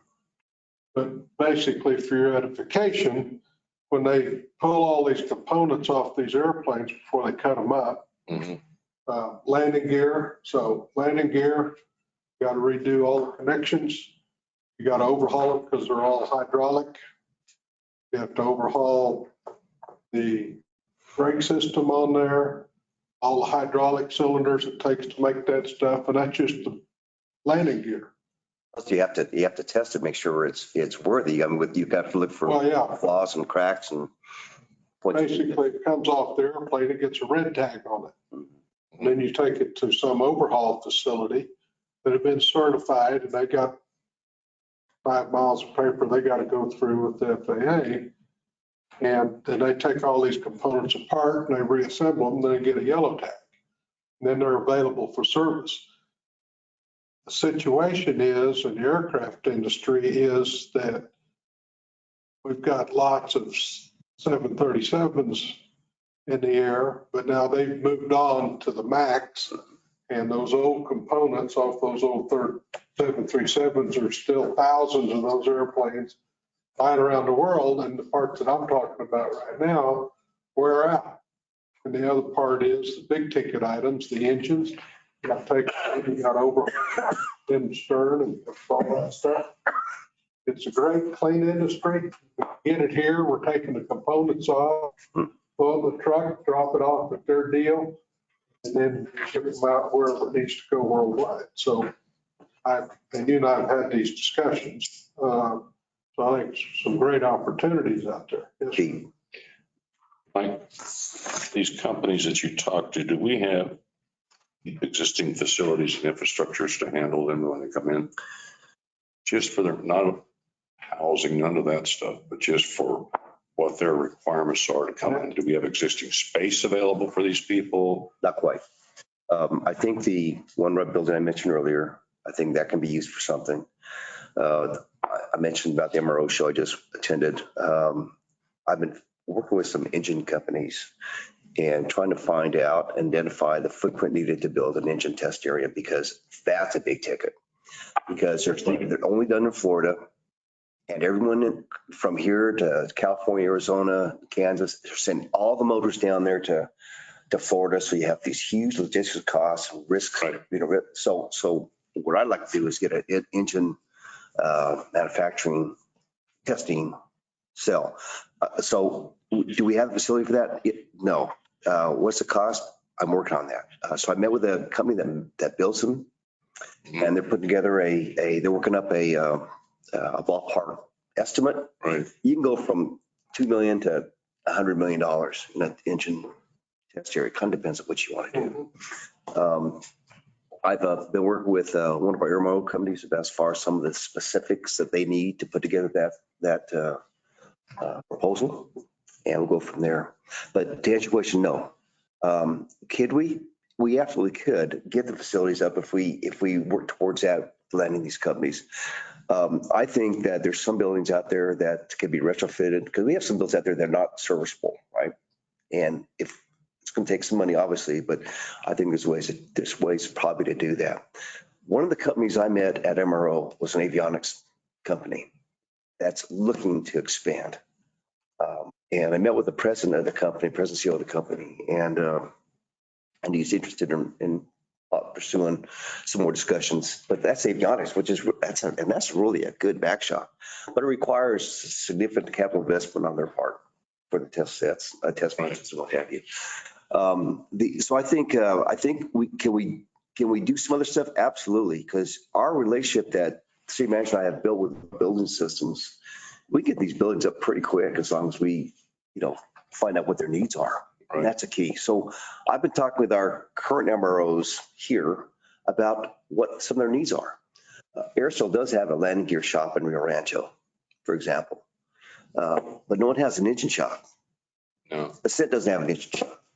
And that's why I think an engine shop is should be probably our top priority. And there's others, there's others. So They don't need necessarily airstrip space. no, they do not. Offsite. That's right. That's It right. could be anywhere out there. We're out there. It's just long as, Or even on private, non-city owned. well, you just have to be careful because of noise. Because engines, when you. Can't be in downtown also. Yeah.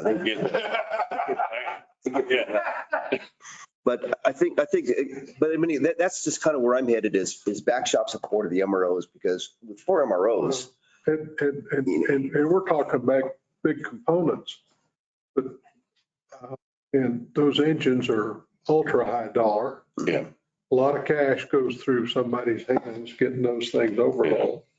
But you got all those components. You got the starter generators, you got this kind of. You got hydraulic systems. There's all kinds of shops. You could set up a shop for a component in this room. Yeah. Yep. Well, that was my question. Do we have the facilities or will we have to go out? Well, an engine. We'll have to build the Engine facilities. test facility is a pretty elaborate deal. Yeah. Yeah, they can be. Because Yeah, they can there's be. lots of air and you got. And not that the city has to take on those responsibilities. These companies. That's correct. have responsibilities themselves to build their facility and it can be supported in other ways. So that, Do we have a site that would go on? Oh, you bet. that's what I'm asking. We do. Do we have the Absolutely. physical space? We do. Okay. Okay. Anything else? Would it be beneficial for the committee to hear what the perspective of working with Mr. Espiritu on a nearly daily basis? If like, I'd be happy to hear that. right off the top, I just want everybody to know that Mr. Espiritu is one of the most professional, talented, and capable economic development professionals I've ever worked with in my 30+ year career. The second month that I was here, and I don't been around 2 weeks, Mr. Espiritu reached out to me personally because he understands the nexus between economic development and community development.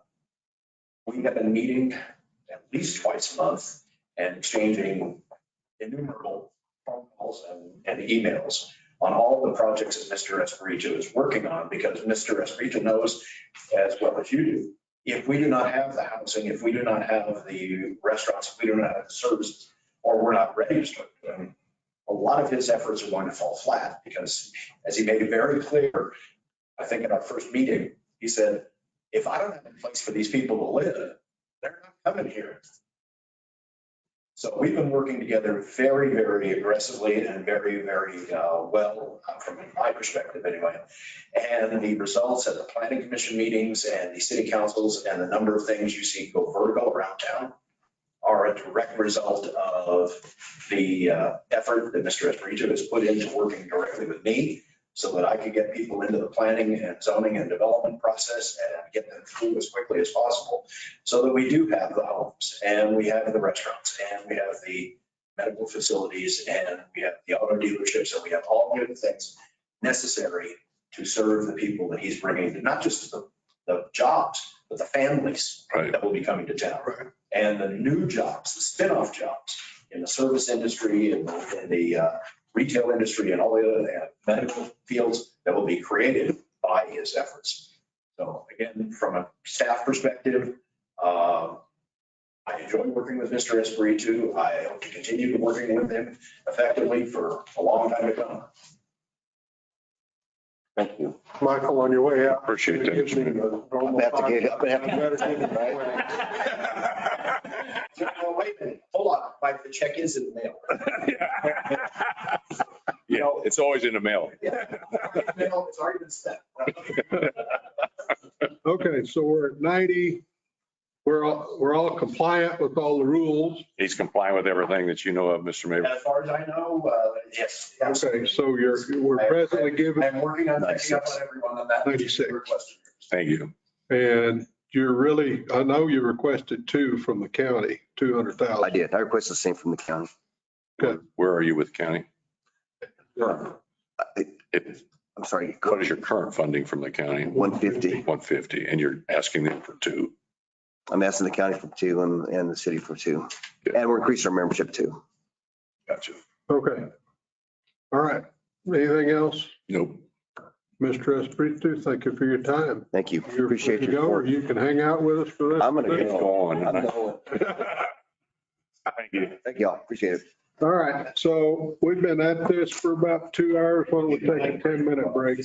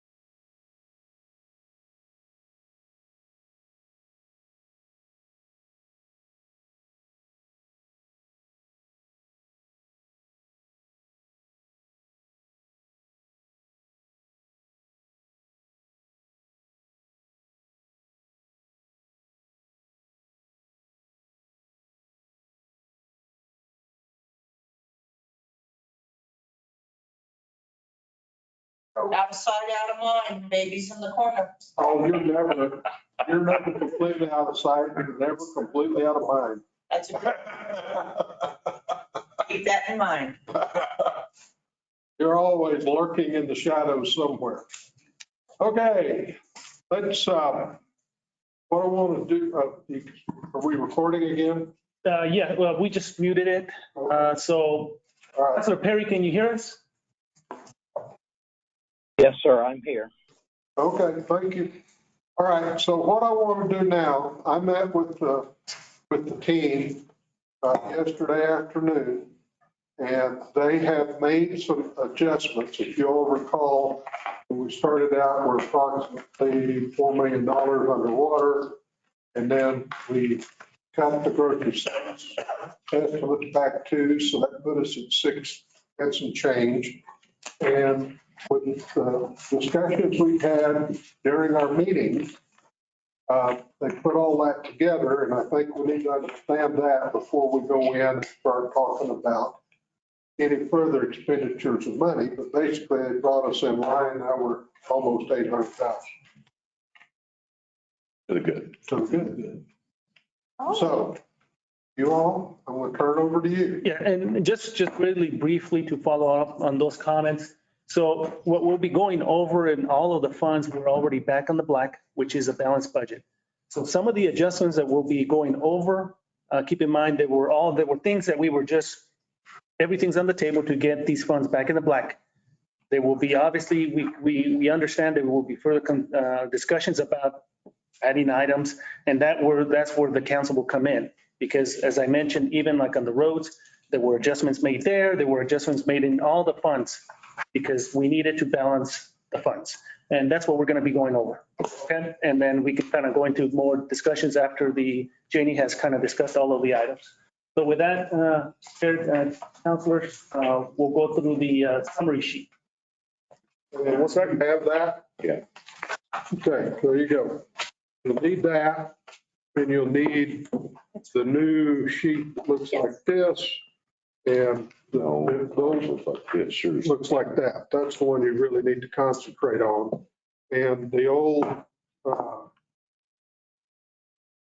The capital. old now. It's old now. That's old now. Now it's the black and white one. Yeah. It's the one you gave us. That's correct. That ties with the numbers that you have on your summary. Okay, thank you. Okay.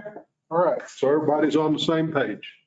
Yes. Okay, proceed. Keep going. The adjustments we did for grocery receipts was taking it down. And I know that you both have heard this, but for some of our other counselors that are here, we will run through the revenues real quick. We lowered the grocery receipts down $2 million to $38 million. In number 2, it tells you what they were and how much the current is now. And it's by fund. We added the tilt payment for Sunrise Venture. That also has an expense associated with it. Licensing and permits, we lowered the building permits, and we also lowered the electrical permits down to what they were through the 9 months, and that was on our council meeting on the 9th. We did added some federal grants in, the Homeland Security grant and the E-rate grant for the library. State grants, we added in the New Mexico Humanities. It'll be more than 1,000, but we just put a placeholder of 1,000 out there for we the charges for services for planning and zoning down from 17,000 to 12,580. We added restricted donations, and we don't normally budget any of our donation accounts, but because this is including the sale of the house that was donated to the library, it's a significant amount, and we want to be able to allow Enid to spend that money. We added the GEO grant and the library general grant in for the library. We don't have actual award letters yet, but they've emailed her and confirmed that these are the amounts she's going to get. The HIDA grant is also an estimate, but it's what they feel we're going to get from them. Now we go into the changes that we made for the meeting yesterday that we went over with Councilor Corn. The general fund, the change in available cash was $4,569,538. So that's what put us in the black. Those changes consisted of adding back the $1.5 million of the American Rescue money that the prior council had approved for the zoo and cemetery projects. And because that money had come in and we had not done anything with it yet, we went ahead and funded it with general fund to get those projects moving. We're reimbursing the general fund that amount. Okay. We are going to do a transfer, and I know that's an ugly word. Yeah. I'm realistic to know that's just part of the process. Of $2 million of capital improvement fund, which would have been part of the discretionary fund of the GRT. And we're putting that back into the general fund to balance it. We're reducing the intergovernmental loan to the airport by $1 million. And that brings us to the $783,000. The next fund that we adjusted was the American Rescue money. So we moved out the $1.5 million into the general fund for the zoo and cemetery. We're moving, and this will be trued up by the end of the process, $1.5 million to cover the customer utility assistance that was approved Thursday night. That allocation in this version of the budget is $900,000 to water, $300,000 to wastewater, and $300,000 to solid waste. For capital improvements, we moved the $2 million into the general fund. For the airport, we reduced the loan from the general fund by $1 million, and the airport's going to pick that up. We also reduced the loan from the water department by $2 million. So that's a net change in the available cash at the airport of $3 million. Solid waste, the available cash, we added the $300,000 for the customer utility bills. In the water fund, the cash balance will be the change in it's $4,900,000. We added the $900,000 for the ARPA funds. We reduced the intergovernmental loan to the airport by $2 million, and we moved the remainder of the loan that was approved by council, the intergovernmental loan of $2 million to the wastewater out of water. And that brought water back positive, not a whole lot, but some, $12,000. Wastewater, we added the $300,000, and then we also moved part of the loan to the airport for $2 million. So that took wastewater to $1.2 million as the ending cash balance. The summary of the loan, because it's changed from what council originally had approved, was $11.1 million. It's reduced it down because the airport is consolidated in here, and the airport's going to pick up the difference. So the intergovernmental loan now is $8.1 million, $3.1 million from the general fund, solid waste of $2 million, and wastewater of $3 million. Again, that total number is what? It went from 11.1. Pardon me? That loan went from 11.1 down to 8.1. And the difference of that, the airport is going to pick up.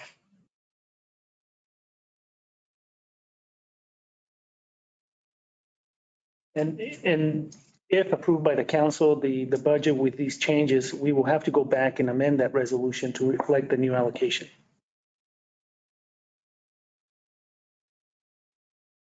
Okay. And then in payroll, we did a $947,000 savings I don't have that on there. One, you're gonna have to pull up the payroll sheet. I missed that this morning. It's $357,000 of general fund savings. So these are vacant positions. There's 20 of them that we pulled out of the budget. And counselors, that's not on the, as one of the bullet points. So that is up here. And realize that these personnel savings does not include public safety.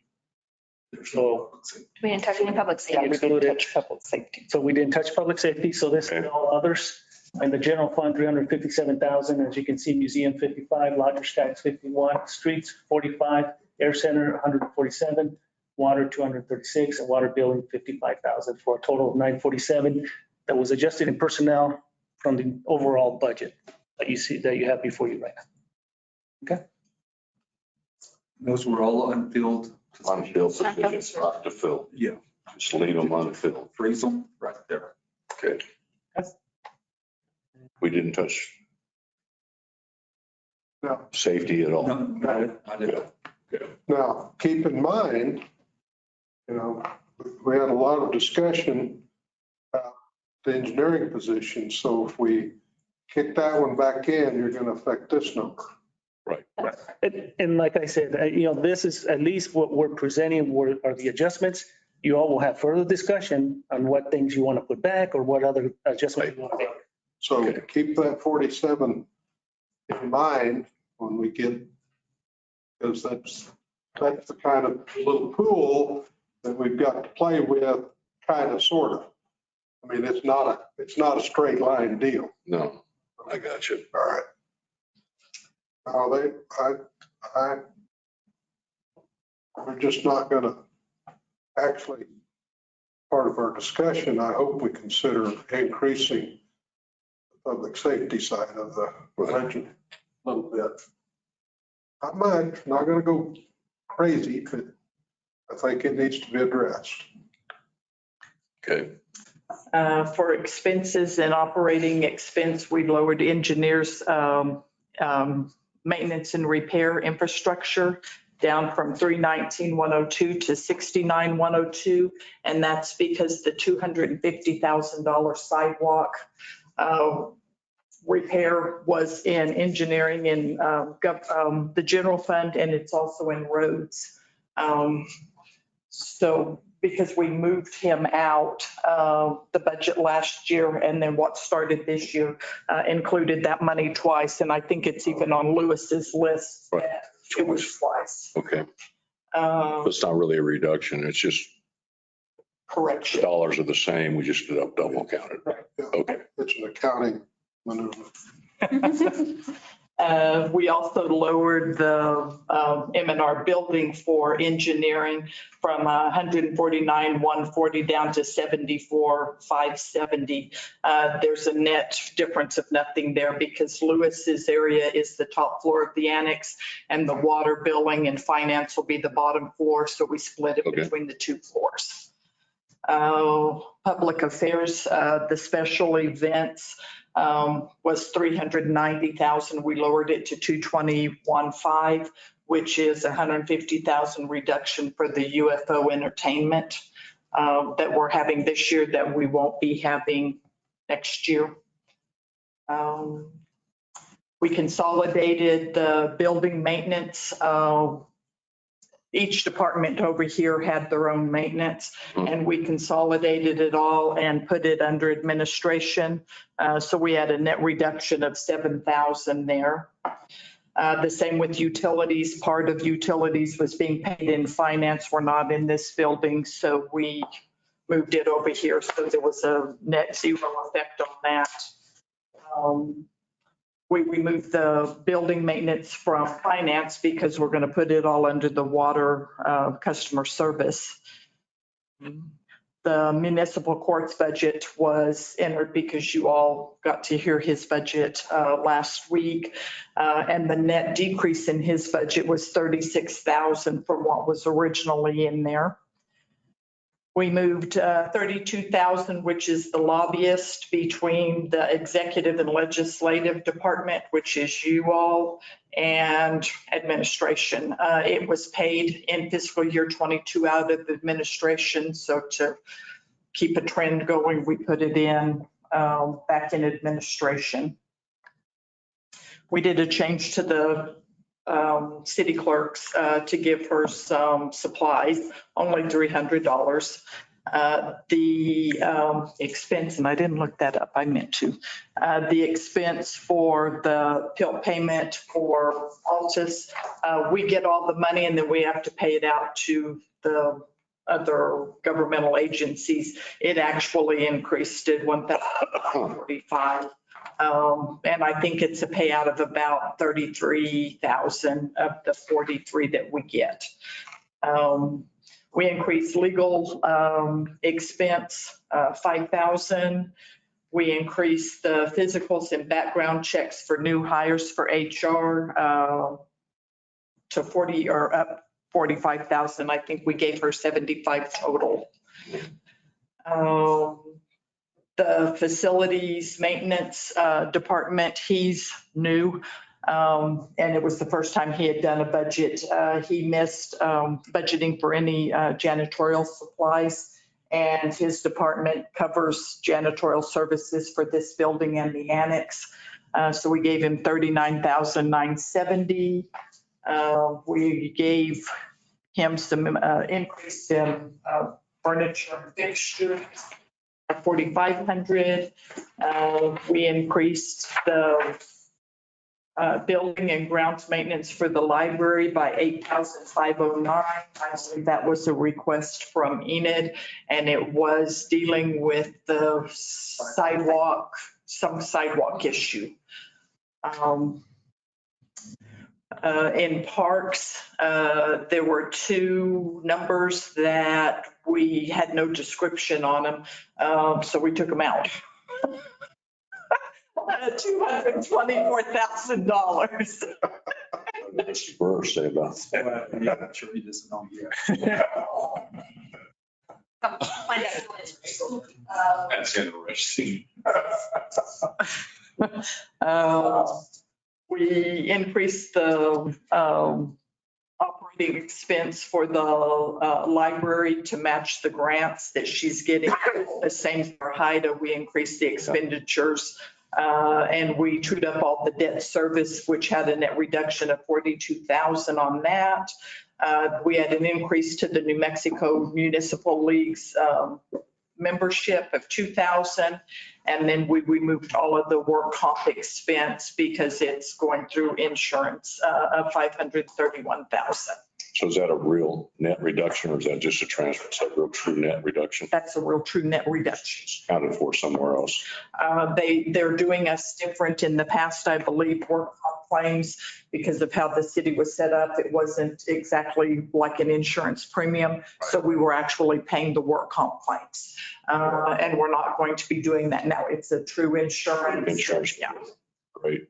That's a big reduction. Yeah, I agree. In addition, now jumping to the capital, there were only two items that you have now from the original list provided to you all. We went in and updated it.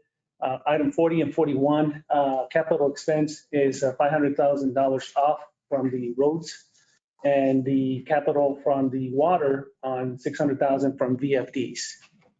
Again, he is installing new VFDs right now. It's still in the works for those variable frequency drives on the wells. But again, with these changes, all of the funds are in the black and balance, of course, in accordance with DFA requirements. Yeah. So if we go down the list, as you can see there, all of the funds, some of them are the special revenue funds. Again, they maintain their balance. We do have American Rescue balance of $2.8 million. And under the capital improvement fund, we still have available cash of $1.1 million. Going down, lodger's tax, $760. Roads, only $155,000 available cash at the end with all of these adjustments. Airport has a $1.1 million. We do have solid waste with 1.8 and the landfill with 1.5. Wastewater, water, again, is stated 12,695 and wastewater of $1.7 million. For a total, at the end, we still have a balance of $19.6 million of available cash. We maintained, councilors, the 312 reserve. So that we maintained the 312s. And with that, So, questions. The workers' comp as a claim switched over. Are we still responsible for past claims that may have continuing payments required for those? I'm not aware. I don't know. I can look into it. Yeah, well, I mean, that could be an additional budget item because if they're continuing claims of the current carrier, they're not going to pick up your past. Well, it's all, Whether we have open claims still. yeah, it's been through there for a while. They just changed how they were treating us. So I think our premium for work comp, let me find that. Because if there's open past claims, how are those going to be handled? Something that, Work comp on here, 674,318, where what we took out was the 531. so there's still money left then to fund any claims that could be outstanding under the old system. And from my conversation with the woman that does this, I think there's only one outstanding. Okay, so there should be funds to settle or continue to pay for that. And I think it's the lawsuit, so. Yeah, and then they will, when that gets all settled, do we get those funds back from them? Or we pay directly as they come in? Is that how that's been working? Well, if They there send were you- money left, we would get the funds back. Okay, okay. The other one I brought up the other day, I know not trying to change how they operate, but as a line by line item budget item, just a $1.6 million in fire overtime. I brought this up. What I would like to know, Mike, is what would it take for us to get a staffing level, and the cost to increase that staffing level versus all the overtime? What could we get as a reduction in overtime? Because that's a large one. What would it take for us as a fixed cost to remove that down, and what's the correlation and what's the benefit that we would receive out of that? The way as I understand it, Mike, you correct me if I'm wrong, is when we got the fire department fully funded, that's Fully staffed. Yeah, fully staffed. Correct. Thank you. With the FTE allotment that they have. Then you still have an anomaly in there, regardless of what you do. If somebody gets sick, somebody gets out of maternity leave, and I haven't figured out a way to have additional firemen to go in there. And then, of course, they've got all the structure. You got to have somebody who knows how to drive the engine. Right, I get that. Yeah. You know, I mean, there's different criteria of knowledge there to be able to fill that in. So it's really not a simple solution, but let's figure it out. That's what I know. It's not a simple solution because of the job classifications and what you And the have. minimum manning requirements. Right, and what you have to be with there. Is there a way to get to this? That's all I'm asking for. Is there a way to Let me get to put that? together some stuff that I'll schedule. Because as I understand it, you correct me if I'm wrong, we base on our FTE on the minimum requirement. Right. And so You're not going to do away with the whole overtime number. I get that. And I think because there's overtime in every payroll, because of the hours they work. Because of the hours they work, there's an Right. automatic Yes. X number of dollar amount. Right. What we can do is take that dollar amount out. Because that's See what that- automatic. See what it really And then is. see what that number really is. Yeah, and their shift, remember, is 48 hours. right. So if you've got to have a fireman that's in this 48 hours, his next shift is another 48 hours to cover for somebody that's either sick on maternity Right. leave. And they're so short now that there's a criteria for taking time off. Everybody needs some vacation time. Yep. And so you've got, if a lieutenant's gone and one of the other lieutenants gets sick, you're in a bind. I just. I just want to see if there's a way. Absolutely. We're gonna have to spend, today's not the day to have this No, discussion. I'm not saying we're going to chop it out of the budget right now, but I think it's a thing you look down the road as to, is there a savings? Yeah. And does it benefit the firemen as well? No, I agree. So- I don't disagree with anything you said. I'm just saying that the more I started thinking about that, No, I kept thinking, okay, so, I'm not suggesting any budget change for this year for it. okay, all right, fair enough. Okay. Back to you all. No, Chair and councilors, again, these are all the adjustments that are recommended to get us to a balanced budget. And now, it's, again, we ask for your, direction. Do we proceed forward? This will get us through the preliminary. If we move forward, we can definitely, formalize this in the Tyler reports, put it together in a final report for the meeting on Friday, which will give you all an opportunity to, digest this a little bit further with all of the recommendations and the adjustments. We have our meeting on Friday.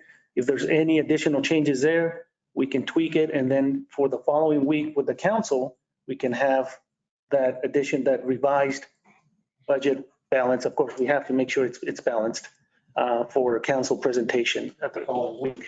So for the discussion right now, because I think we're at that point, we heard from Lewis, and I think there's this desire to keep his ball rolling just as fast as we can. Yes. And part of that discussion is, what are we going to do about that engineering slot? Well, right. Part of that discussion was finishing off corridors as well. We talked about some other special projects that maybe he needs to take a look at and finish those off. What's the cost for that and how we can make this budget, make it work and get, so. So of course, we've got this salary survey that's right here. We don't have it yet. 5 months out. So that will affect. we need to, I suspect immediately, put that position back on site. You agree? I agree. Any objection to that? So there's a direction. Councilor Perry, you still with us? Listening. Okay. Do you have any objection to putting the engineering position back up on the website? No, sir. I just, we're doing a preliminary. We've got a whole, extra amount of time for the final.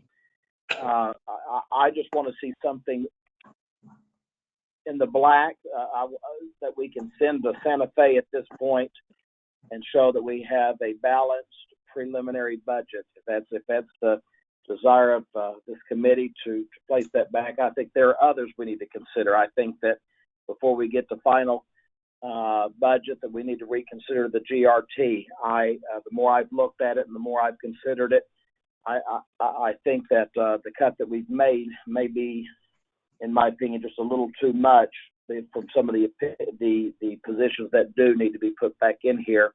But there again, we've got the extra time for the final budget. But whatever is necessary just to get us this preliminary forward, I'm ready. And that is correct, Mr. Chair and councils. So this is only the preliminary. The final budget will have to be adopted at the end of July. So you all still have more time. Right. And we still don't know any transfers that will have net gains till we close the books. Right. So there's still hopefully a hunk of money out there that we can't see yet. Right. We don't know what And just to explain, as I understand it, you all correct me if I'm wrong, this is the preliminary budget, goes to DFA, they do their thing, they send it back with some guidance, no guidance. And then we do a final vote. But by that time, hopefully we'll be close enough to closing the books that we'll know exactly how much, hopefully additional money, hopefully none of it's in the red, because it can work both ways on you. I mean, maybe I didn't see it, but the rest of that, I call it COVID money, $10 million, is that in here? No. It's The not. the balance of the 5.8 is in here. It is in there. Yeah, and show us where that is, one, you got it in there, it's somewhere, American Relief Money, I think is what we're calling it. Is that what it is? American Rescue. Unencumbered. Unencumbered, it's sitting there. In the budget, it's unencumbered in the budget. Right, it's $2.8 million, if I'm seeing it. 2.8. Yeah. Down to 2.8. Now, this is only what's left over from the first half. The second half, We don't know. we're going to get. We don't know, but we know the number is 5 point. Yes, that's correct. The latest, That would be $7-8 million.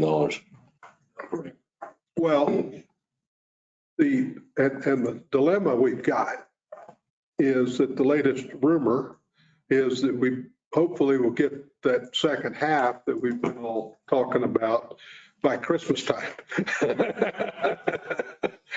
Yeah, and last year when we got the first half, we started the preliminary budget and it was like the 9th hour. And they said, you're going to get it by June 30th included. So we had to go back and add that in. And I think it's because they received the guidance from the Fed saying you have to put out 40% of that. Okay. Okay. So we could get it by the end of June. I don't know. They're just not. You're not holding your breath. That could be like the Kentucky Derby, 80-1. I think at one point they thought they had to give it to us. And then in the final ruling from the feds, there's some language in there and then they started backtracking and now they don't answer the question when you ask and they avoid calls. I want to say one thing. I appreciate all of your efforts and what you've done to get this accomplished and continue to do for the city.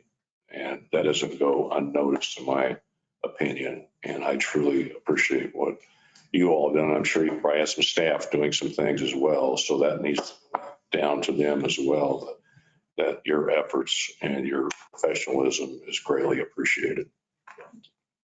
So in this budget that we're looking at now, the revised, latest and greatest, we heard from EDC, and we've got a placeholder in here. And what is that placeholder amount? 96,000. Okay. And Main Street Roswell's got a placeholder in there for the 40. For the 60. For the whole 60.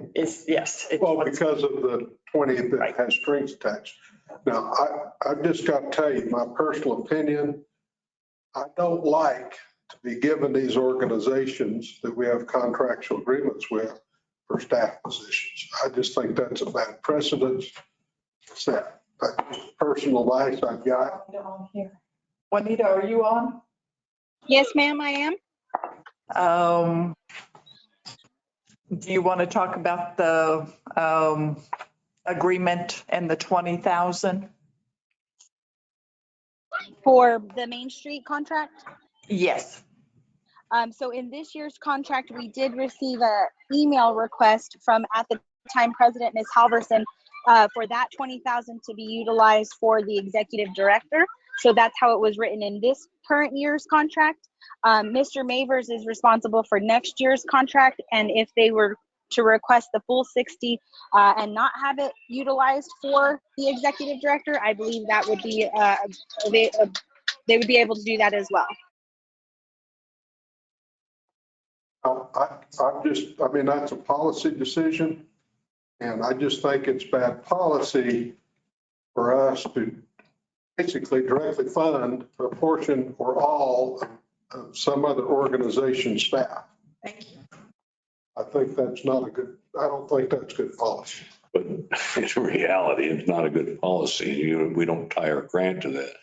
But in reality, they're using the money for wages. Well, maybe they are, maybe they're not, but Because if you listen to EDC, you know, that money is going to go to staff. You listen to the Hispano Chamber, that was going to staff.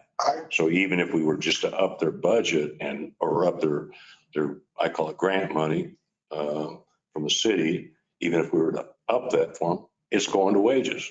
Well, so don't fool yourself that it's not going to wages. I'm just saying though, that we absolutely direct them that this money's tied to the hiring of that person. I think it's bad policy. Oh, I agree with that. And I know the money gets used in various It just ways. gets But used up. In our contract, I've looked at all of them. It specifically says that you got to do A, B, C, D.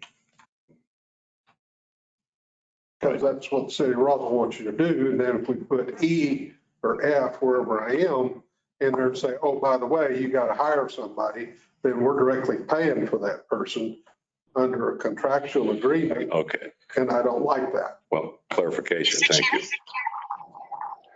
So, Councilor Perry. No, it's Juanita. Mr. Chair, members of the committee, both of those contracts, actually all three, will be going back to legal this month for the contract revision and review. And then they will be going to the finance committee for any funding and then to the June city council meeting. So if any adjustments need to be made, we can meet prior to the legal committee to work on that for fiscal year 23 as an option. well, we're at the change. We're changing the budget, so now's the time to get that done. Mr. Chairman, Sir. If I could just say, I would like for us to try our best to try to keep everything within the committees which we currently have on books to have. If we would desire to change the way we do our committees and our structure, certainly the council has the ability to do that. But currently what we have is some of this, as Juanita just said, these contractual things are handled in the legal committee. Once a contract is in place, or if you're going to fund it, you make the funding, but then those specifics within that contract would be handled through the legal committee. Pastor Perry, I understand the committee structure. Thank you for that clarification. Something else that I find that we need to think about. And okay, let's go back to this. So we got Main Street Rossville, we got a placeholder in here for 60,000, subject to review of the legal committee, Councilor Perry, or any other committee. I got that. But this committee's who writes the checks. So we got to have. Mr. Chairman, and I'm not trying to be argumentative, but our committee doesn't write any checks at all. We're going to make a recommendation to full council to approve a preliminary budget at this point. Now, I'm not in any means trying to be argumentative. I'm just trying to keep us focused on where we're going. If we want to go ahead and place that 60,000 in, if we want to place 200,000 in for the EDC, whatever those numbers in, let's plug those numbers in. Let's make the preliminary budget work. Those other areas about what that money can be utilized for, let's let those committees work those details out. Thank you. All right. And we've got 50,000 in for Hispano. Very good. But the question of that money going specifically for an employee will be decided in legal committee. I got that. But I've still got to have a placeholder in here for some amount. And keep in mind, we've got almost 800,000 here that we can, it's not a big black number, but a black number that we can maneuver a little bit. But even though this is, and I understand this is a preliminary budget, I want it to come back from DFA, and we don't have to change anything except what we want to. Right. So we got those guys in. We got EDC in for 90? 96. And who else? Hispano Chamber For 50,000. for 50. Move one up and, That's what they wanted. right, but EDC just came this morning and said he wanted 150. So, I mean, do we look and say, well, whatever these guys want, should we put it in to see if we fund or not? Because we have not approved the increase for the Hispano Chamber. Right. We have not approved that. No, their contract's still in legal committee. Right. And go ahead. You got a question, comment? Well, no, I was just saying, if you do it in the preliminary with this, the assumption that it may be going through legal and pass, then in the final, right, that's when you guys would adjust it. Correct. Right. Okay. And I mean, after we approved the contract with the Hispano Chamber, and then they got to come in here to Finance. to give them the money. And we're going to have some more discussions in legal on those guys. I don't know exactly where EDC is supposed to start, but it comes through legal at some point. Because it's a contractual deal. I understand all that. Yep. So, and I'm not taking that away now. So we put the EDC in for how much again? 96 is their current funding. Well,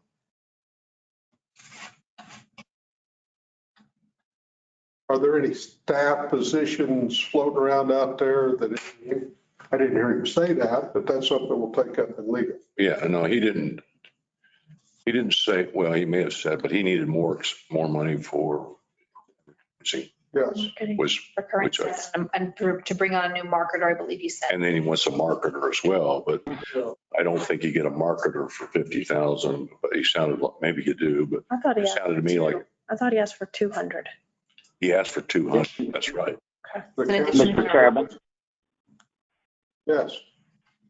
I apologize. It's hard for me to know. I don't mean to sound rude when I interrupt. It's hard for me to tell when a good time is to speak. If you'll just call on me at some point to ask a couple of questions, I don't want to interrupt. Well, you got the floor. Go ahead. Okay, I'm sorry. It's my understanding the EDC is going to be heard at the legal committee. I think the time is coming up soon. If it's not this next month, very soon. So there again, with the preliminary budget, whatever numbers we want to plug in there is time for the legal committee to go through this with the EDC, and also gives the legal department the legal committee the opportunity to speak to our city manager, who is also a licensed economic developer, who works very closely with Mike and them, and works very well with them.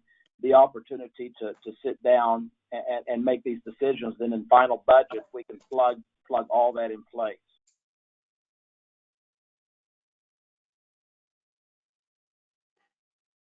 I got it. I understand. Your definition of preliminary budget is vastly different than mine. I want it as close as we can get right now. I don't want to be having these big gyrations of $1 million here, $500,000 there, if I can keep from it. Keep in mind that these are living documents. I got that. Things happen that we don't foresee. I've got that. The amount of revenue that comes in, I pray it's a whole lot more than what we've allocated, but for right now, I want to keep a very conservative figure because this is our budget for the next year. We can always make adjustment mid-year. Right.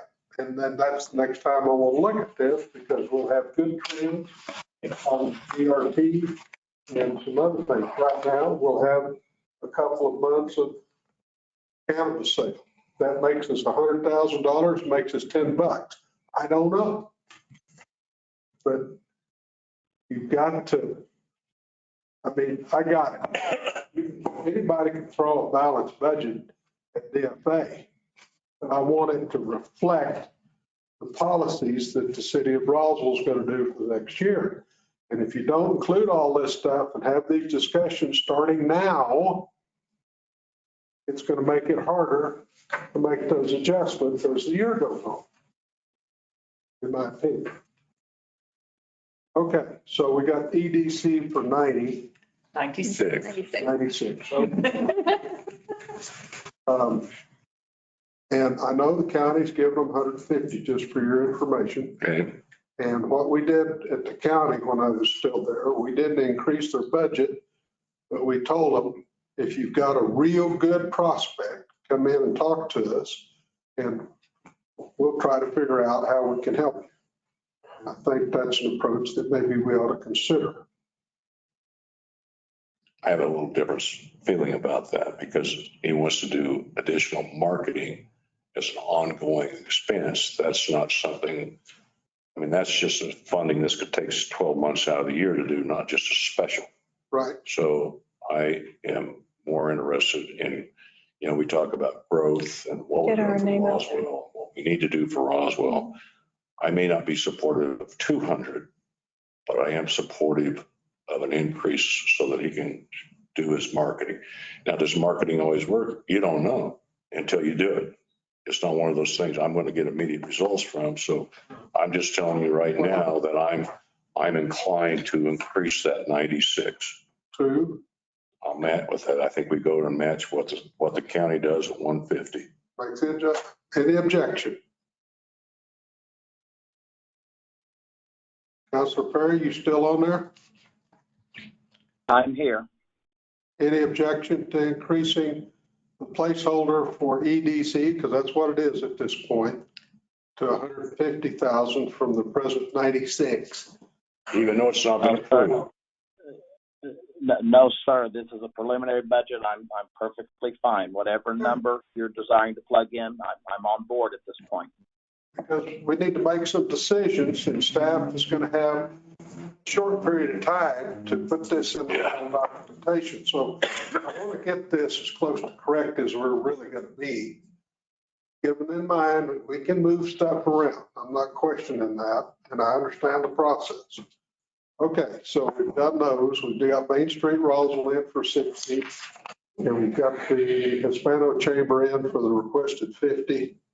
We'll have a lot further discussions on that, I'm sure. On all of them. Yeah. Who am I forgetting?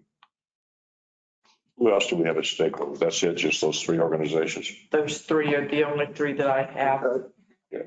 Now, Juanita? The only other community partner contract that we have is the Boys and Girls Club. what? The Boys and Girls Club. Well, we own the building, right? And where are we on that? That's a good question. We haven't even dove into the Boys and Girls Club. We haven't seen anything, have we? Generally get 20,000. Generally get 20,000. Are they included in this budget? Yes, I mean, Yes. 20,000. but Juanita, do they have a recurring allocation every year from the city? It goes into their MOU agreement with the city, so it'd be very similar, but it has already been budgeted in this preliminary. How much is it? Give me 1 second. I'm looking on my sheets real quick.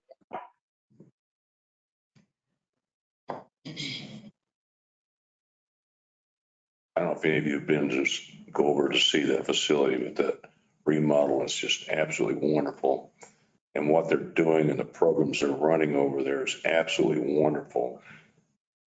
And I don't know what their monetary request is, but because they charge these young people to participate in their summer programs and these things, that they don't have enough funding to expand that. They got more people, more young kids that they could put into that program over there, but they don't have the resources to do that. Okay. And so I don't know what their request is for, but do we know how much is in this budget? I mean, we haven't discussed it, so. For the Boys and Girls? Mm-hmm. Juanita's looking up the information. Okay. All right. So we'll save that till she comes back. Anything else in these contractual deals that are out there? We covered all those bases. I think so. That's methods of my madness here, folks. Just bear with me a little bit.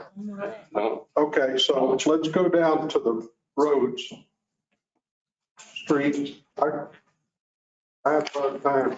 I've talked about roads all my life. Now we'll talk about streets. Nobody lets me keep calling roads.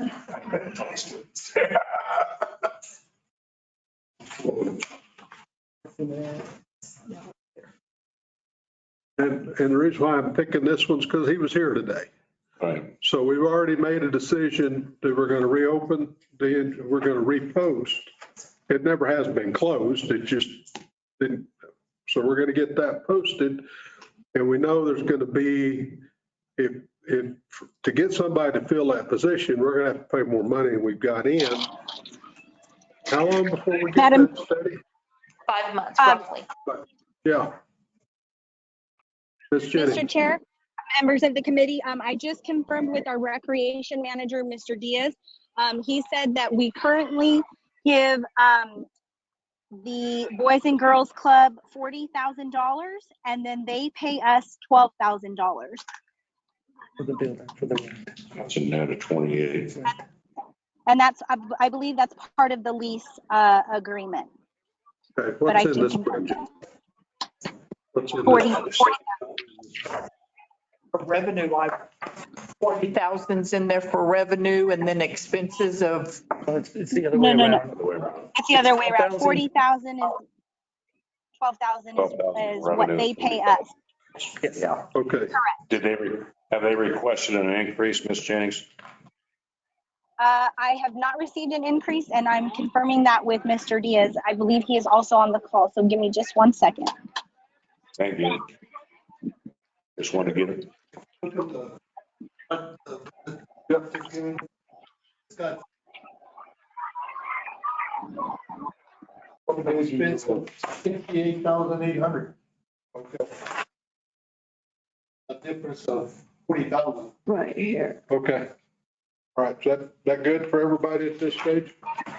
Any objection, Councilor Perry? To making No decisions? increase at this time. Okay. All right. Has- So let's talk about on the street funding side and the way we account for it. Go down, you're there. You go down to his entire budget. It shows somewhere, I remember, a $16 million figure. This number? No, for just road. Just for- Oh, that's what we were. This is the road, the entire road. Yeah, the fund, but whenever you get down in total, that whole thing we looked at something yesterday that including salaries and stuff, it was $16 million. There's a number there. It was 15. 15.4. Okay. So, That's including and you capital. heard, I mean, there's two anomalies going on here. Okay. From his perspective, he needs the 16 million. And we heard from Mr. Depp that he's trying to get that road fund up to 16, and he's not here, so I can't ask him this question, but I'm going to throw it out there. The 16 million includes all the staff and expenses. And what what our engineer told us today was he needs 16 Plus. on the production side of that thing. So. Right. I mean, you've got this big disparity in that $16 million figure. So my desire or my hope would be that when we finally get this 5 point additional money from American Rescue, we plow that in, up his operational side. Of course, it brings up his total too. Don't get me wrong, I know how this works. But put it to actual asphalt, buy an asphalt or whatever he needs. A portion of that. I'm not saying all of it, but I'm saying a portion of it. Try to keep his ball rolling. They're doing a bang up good job. They're not completing sections like we'd like, but if we want those done, then we can give direction to that, but we're going to have to fund it when we give the direction. Right. Okay. So keep that in the back of your mind, not necessarily for this budget, but you've got to have a little longer term budget than what's immediately in front of you. Correct. So we do that. What do you all want to do with this, with the public safety side in this preliminary budget? Do you want to increase police officers? We already got the fire department. We're going to look at that. We've already determined that we're going to look at that. So do we want to add 10 4 sets of boots on the ground or some other number. Let's plug it in because we've got some money there that we can use. They currently have 6 vacancies. 6 that we don't have filled, but they're in the budget though. Yes. Yeah, those 6 are already in there. And that's where we go back to this figure. If we're going to. Yeah.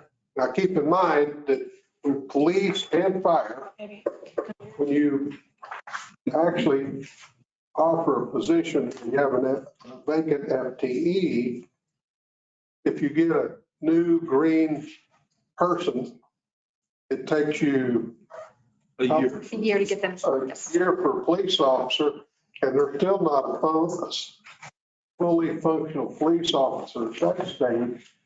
They can still be doing the buddy deal with their trainees. So you're realistically looking at a year and a half before you've got an independent boot on the ground. Right. But you got to start somewhere. And Mr. Chair, if I could just add this in just for your information, we have application to the state now to establish our own law enforcement training academy here in Roswell. Yeah. So that can change, really be a game changer for us, is even if and we run ours in opposition to the state. So in theory, if a new guy comes in today, we can do their field training and put them in our academy. And if we missed our academy, we'll still put them in the state academy because that's free. We just pay the overtime for them back and forth traveling on Sundays. But so in reality, we won't be waiting 6 months in between the 2 classes. Every 3 months, there would be a class starting either here or in there. Yeah. And that will change a little bit. Yeah. It's a present scenario. Use the year and a half figure. Right. Right. What he's talking about would potentially cut it down to a year, maybe even 10 months. Yes. Yeah. That's a great plan. And it's going to take some funding and stuff. So we're going to have more discussions about that, but that's another great thing to keep in the back of your mind. Thinking down the road. You got a question mark on your face. I do. The thing is that the way I see it is, you can increase additional FTEs for police, especially for police. But if you're not able to attract them, to hire them, then it really doesn't mean anything.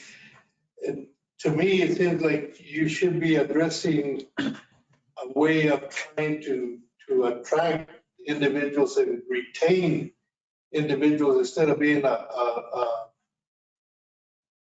training ground for somebody else. Because they come down here, they stay 1, 2 years, and then they go to Hobbs, Carlsbad, or whatever else. Well, and my experience in public service, the Artesia, Carlsbad, Hobbs steals from Roswell, and then something changes, and then They come back. you, I mean, it's like playing checkers, and part of that, we can't adjust today. Right. Hopefully we'll adjust it once we sit down and really go through the salary survey, and then we can address the pay packages, not just their hourly, but other things that makes up the pay package. And I agree, we do need additional police. Okay, well, you got to start somewhere. So y'all want to plug a bigger number in there to our FTEs? Now, we've got 800,000. We haven't adjusted that number. Well, when the mayor was running, he used an additional 10. I understand. Individuals. It's not my number. No, I'll just tell you. Yeah. But we need to. And that costs about 570,000 that we got. An additional 10 would cost about 570,000. Yeah. Okay. Well, and I hear that we got these 6 positions open. What budget adjustments do we need to make is, I guess, is what I'm hearing. One, it's that do we have to increase our current expense to get additional officers in here to fill those 6? what's the cost associated with doing that? That is what we're waiting on this survey to make those adjustments. Is there going to be a cost associated with that? Yes. Is there going to be a cost with Councilman Oropace's desire to get our base salary starting at 15? Yes, there's a cost. How much of that cost is, and integrate it with, if there's anybody that's covered by their union contracts. I mean, you can't just throw money at them if it's in violation of the contract. Right. So we're going to have to discuss all that stuff at a later date. Yes, ma'am. So how successful are we at hiring new officers each year? Because, well, we have that 6 out there, but from what I've been watching over the years, we generally will have, like a trickle effect. Well, I'm just asking about the likelihood that we will get the 6 plus any more that we add in 1 year. I mean, I'm kind of afraid of holding out additional monies when we're still working on pulling people in. Does that make sense? I have to say that there's been years, our entire recruiting division went nationwide. At one time, we attracted a bunch of officers from. I think we had a lot of them come down here because over there, you have to put yourself through the police academy and be a certified police officer before they'll even look at you. So and then you had to have a job within 1 year or else you lost that certification. So that's why they all came down here, and then they were still applying for their jobs around home because they wanted to move home. I think we have 2 of those left out of the probably 12, 14 that came down here. It helped us out for a small period of time, but we've gone over the last probably 6 years from 12 vacancies. And at one time, for one day, we were fully staffed. The next day, a guy retired. So now I really think we're doing great to be at 6. I'm not happy with that. But man, we have been a lot worse, and we're treading. We got some great recruiters in there that are going to schools. They're going everywhere they go to try to recruit people. We've switched up our service aid, the service aides that are out there. You cannot be in that position. If you take that position, when you turn 20 and a half, you have to start the academy to become a regular police officer. You cannot stay in that position for a career. So all those, we're filling those up, and within a year to 2 years, they're transitioning over into the full academy. I think I was more looking at how much we'd be holding as far as funds, It's just hard to say. Yeah. I'm optimistic. I believe we're going to fill those 6 positions this year. Oh, and I believe, I was thinking of more funding for it because I think 6 is a realistic number, but the idea of trying to fill 10 in 1 year. Or 16, it'd be filling 16 in a year. I think that would be. That'd be very hard. Yeah, so I didn't want that money just to be sitting there with if we could use it on something else. You can do a budget adjustment if you need to. Yeah. Okay. And I don't mean to interrupt, but we've been doing this for the last 10 years. And we've done nothing but increase, and our organization has gotten better and better and better. I believe when I came in, we were down, 15, I think? But yet we also had enough money for 107. We never got it. And like Mike says, and I was part of public safety. We've done nothing but get better and more streamlined with our equipment, our computers, our vehicles, and we're able to cover the city of Roswell with what we have now, and the 6 that we have in the budget, to me, is perfect. If we need to increase and we can get those 6 or even get up to, 4, and we need to increase, let's do that. But right now, let's just stay low. If I could just throw maybe an idea out there, I would be willing to. We've told the chief the day you become fully staffed, you're to be in our office and tell us we were going to add 5 more positions immediately, administratively, and then run it through the council. When we get down to 2 open positions, I would come at that time and say, would y'all consider adding? We only got 2 left. would you consider adding the additional 16, whatever y'all would choose to do? But that's just an idea. I just float that out there for your consideration. The other thing is, this is a budget. It doesn't turn to cash till you write the check. And so we can put a placeholder in here now. And then we can look at it at mid-year, go, they've hired 4 instead of the empty 6. Or under my proposal, be an empty 16. And we wouldn't actually expend that money till we got a live breathing person here and we started the training process.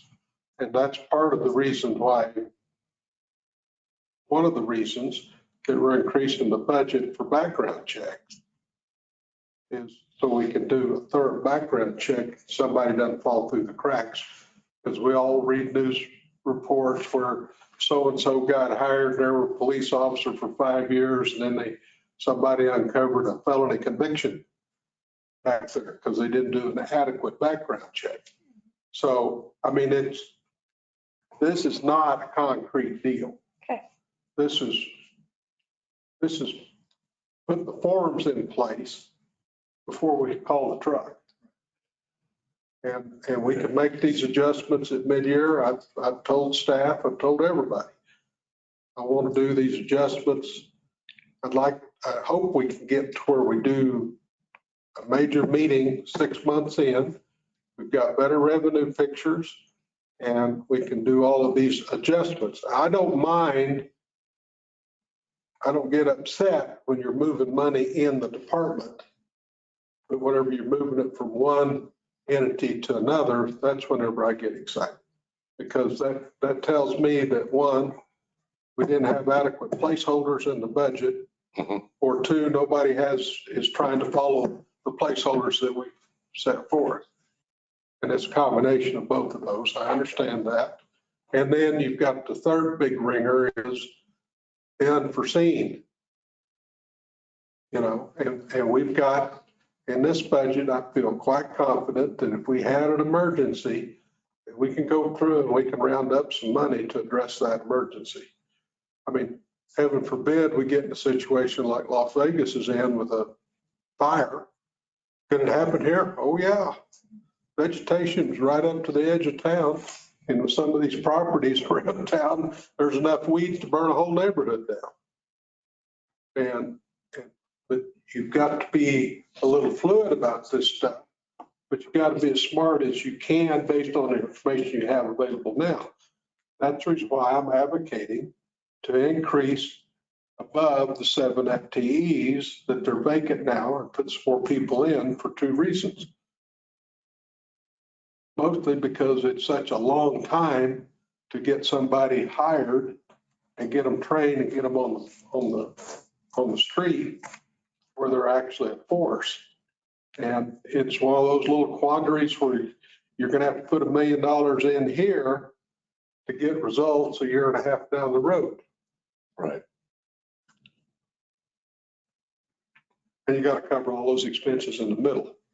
You're not getting real service, if you will, for that period of training time, but you're still out that expense. And these guys, like he was talking about from these major metropolitan areas, it says, oh, you got to pay for your own school.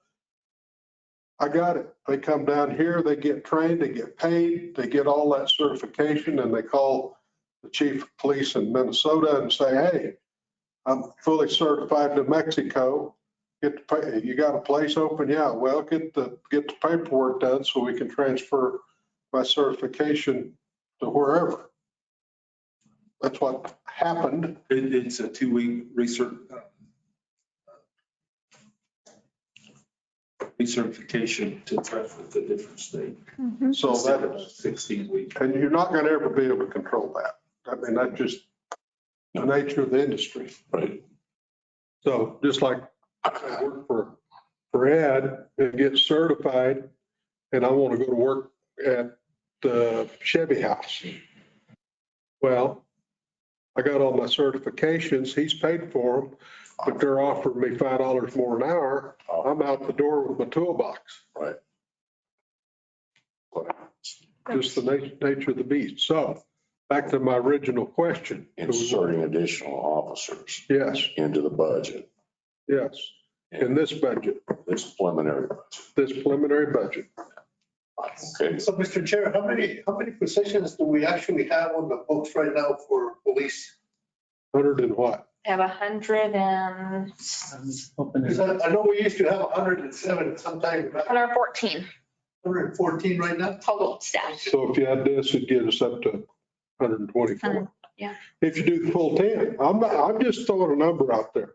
You all could decide 8, you can decide 5, but I think we need to increase the number of available positions. I don't disagree with that. I don't know what the magic number is. Well, pick one, because it's fluid. I mean, there's no warranties on that. We'll get the 7 present, 6, whatever it is, positions filled in this whole next budget year, much less any additional positions that we put out there. Mr. Chair and Councilor Stack, maybe I'll just throw this out because I'm kind of just keeping tabs on count. If we add 10 positions to the general fund, our available cash will be coming down close to a little bit above 270 somewhere. And then we have Main Street, Spano, EDC. So in essence, we kind of, I mean, again, I throw that out because how much would you want to leave in this preliminary as available cash? If it's 10 or is it 5, you know, depending how much, and if there's any other adjustments that need to be made, I just throw that out. At the end of the meeting, We can come midterm and 5 or even 4 and moves up to 10. And then we can just reevaluate when we get down to 5, then we look at putting additional staffing. Yeah. But then we always maintain at least the 5 positions, maybe. Yeah. And that gives us a healthy cushion. Yeah. Okay, I hear 5. I agree with. That works for me, Mine was just a suggestion. No, I agree with your suggestion. but it gives us better cushion. Right. I just threw that 10 out because there's one campaign that's pressing 10. We're not campaigning anymore. We're attending to city business. But what Darren, mine and your, and I'm sure yours, people are concerned.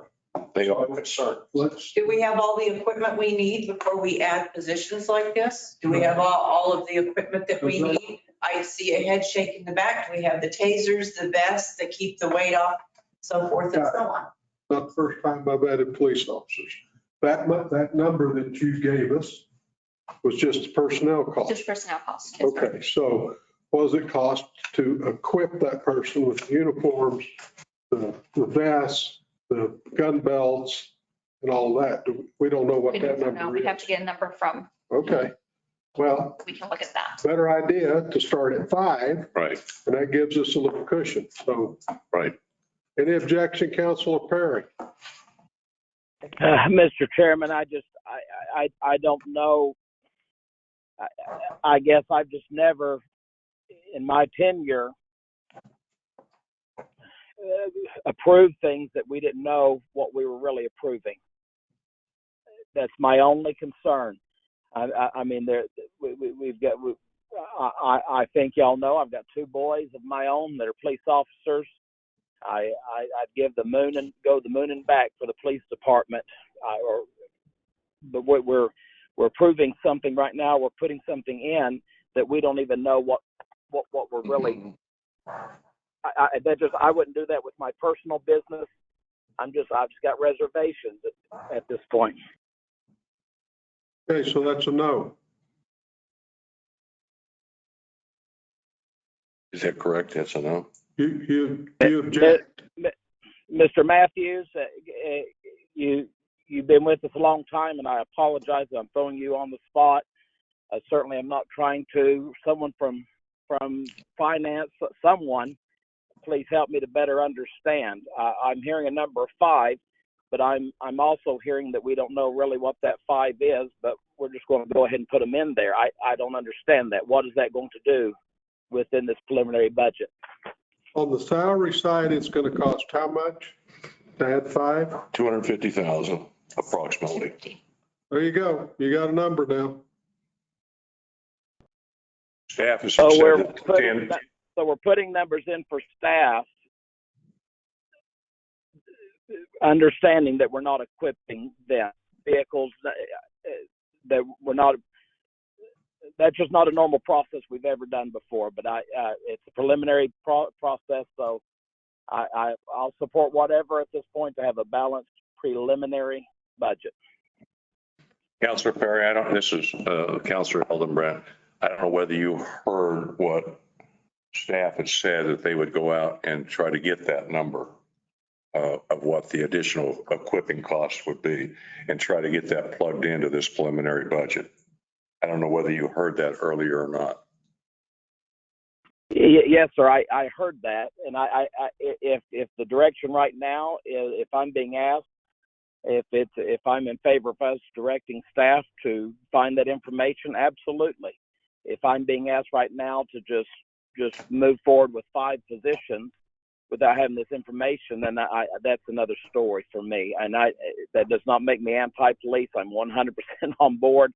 I want them to have the absolutely very best, but I just, when it comes to a budget, I'm just not used to budgeting this way. So if indeed that's what it is, we're just directing staff to bring us those numbers. Let's have them bring us those numbers. That's all we were doing, trying to do that for a preliminary budget. We weren't approving anything at all. We were just putting a preliminary number, trying to get the best number in there. And I've gone through, not necessarily through governmental budgeting, but I've done tremendous amount of budgeting in my life. And you put things in there that are kind of a wish list. And this is probably a wish list item so that you do that. So if you're not familiar with that, I can spend some time with you personally to talk about those things, to kind of give you a feel for how I've done this over my whole career. Yeah, I'm most certainly familiar with putting in wish list information. I'm just used to having pretty good information about what my wish list is. So and I'm not trying to be argumentative by any means. Oh, I'm not trying to be argumentative, Councilor Perry. I'm not trying to be argumentative one bit. I'm trying to be educational. That's what, this is not an argument. No, and I'm not, I never insinuated that, Councilor Hildebrand. I'm just saying I understand wish lists. I just need to know what that wish is, what that amount is in that wish that we're wishing for. That's all I'm asking. And if that's what the information was, then I apologize that I've wasted the committee's time with the information. Right now, the price tag on the wish list is $4 million plus. I want to say roughly the police chief had told us in the past to bring on additional staff, it'd be about $100,000 per. We'll get that number. We'll get the number. And we don't have to plug it in now. No, it's preliminary. Okay, so that's a no from you, Councilor Perry, on 5 additional FTEs. Mr. Chairman, I don't think that you heard me at all. I said that if we're giving staff direction to bring us the information of what it could be to plug those in, I'm all in. If that's what we're doing, then I'm all in with that.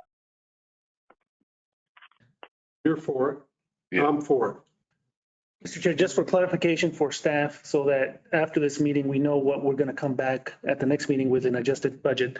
So far, we have Main Street, Hispano Chamber, Main Street at 60, Hispano Chamber at 50, EDC at 150. Then we're adding the engineering position. Right. And right. So those are actual dollar items that will be included in this. And we'll need a motion at the end of this meeting, and just because this is a regular meeting now. Right. And it looks like, am I understanding correctly, the PD item is an informational item directing staff to come back with information, or go ahead and put in the 5 positions? I put in the 5 positions. Okay. And then because that's a different line item in your budget. Right.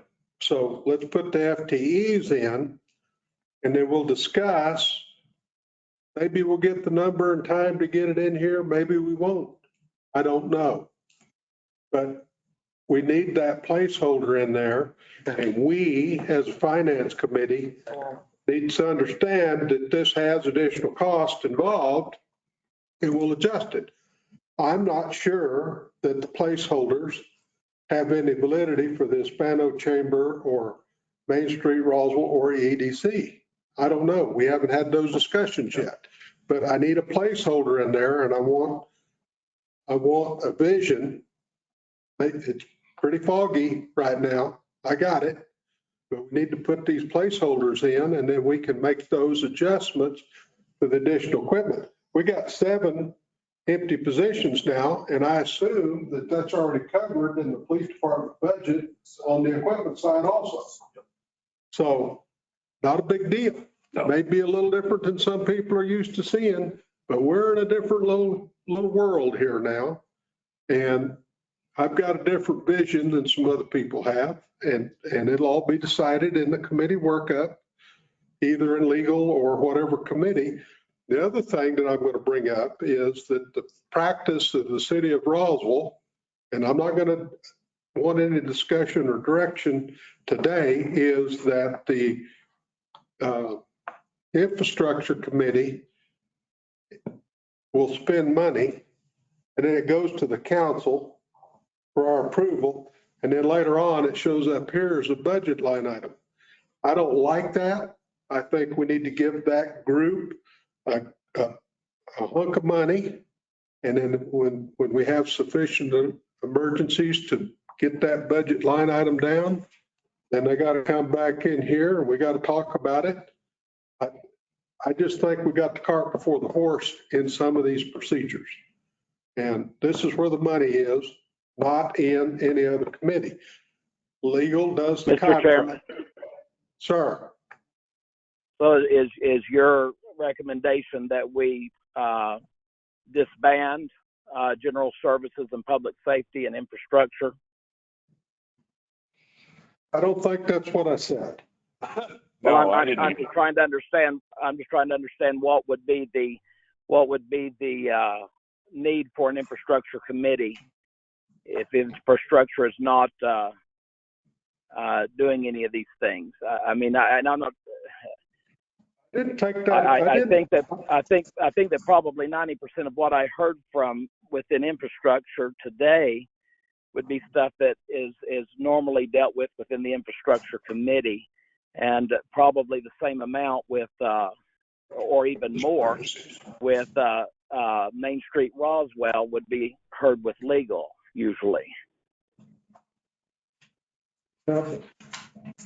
Legal sends their contractual agreements, as I understand it, and I may be wrong because I'm still learning this job. They sent it over here for the funding side. Is that your understanding, Chairman Hildebrand? That's my understanding. There you go. And so, Councilor Perry, I don't think, I never heard about disbanding any committee. And what I thought I heard from Councilor Korn was creating a fund inside or a line item budget for emergency repairs that they could utilize that fund without having to go to council to get that emergency approved, that they could act on it immediately, whether that be $1 or whether that's $1 million, that they can utilize that. And then when that line item gets depleted, then they got to come back and ask for some more. That's what I heard. Mr. Fuentes and Mr. Matthews, if I could just ask, is it statute or is it just within our own rules that anything over 60,000 that is not already pointed through in budget has to come to full council?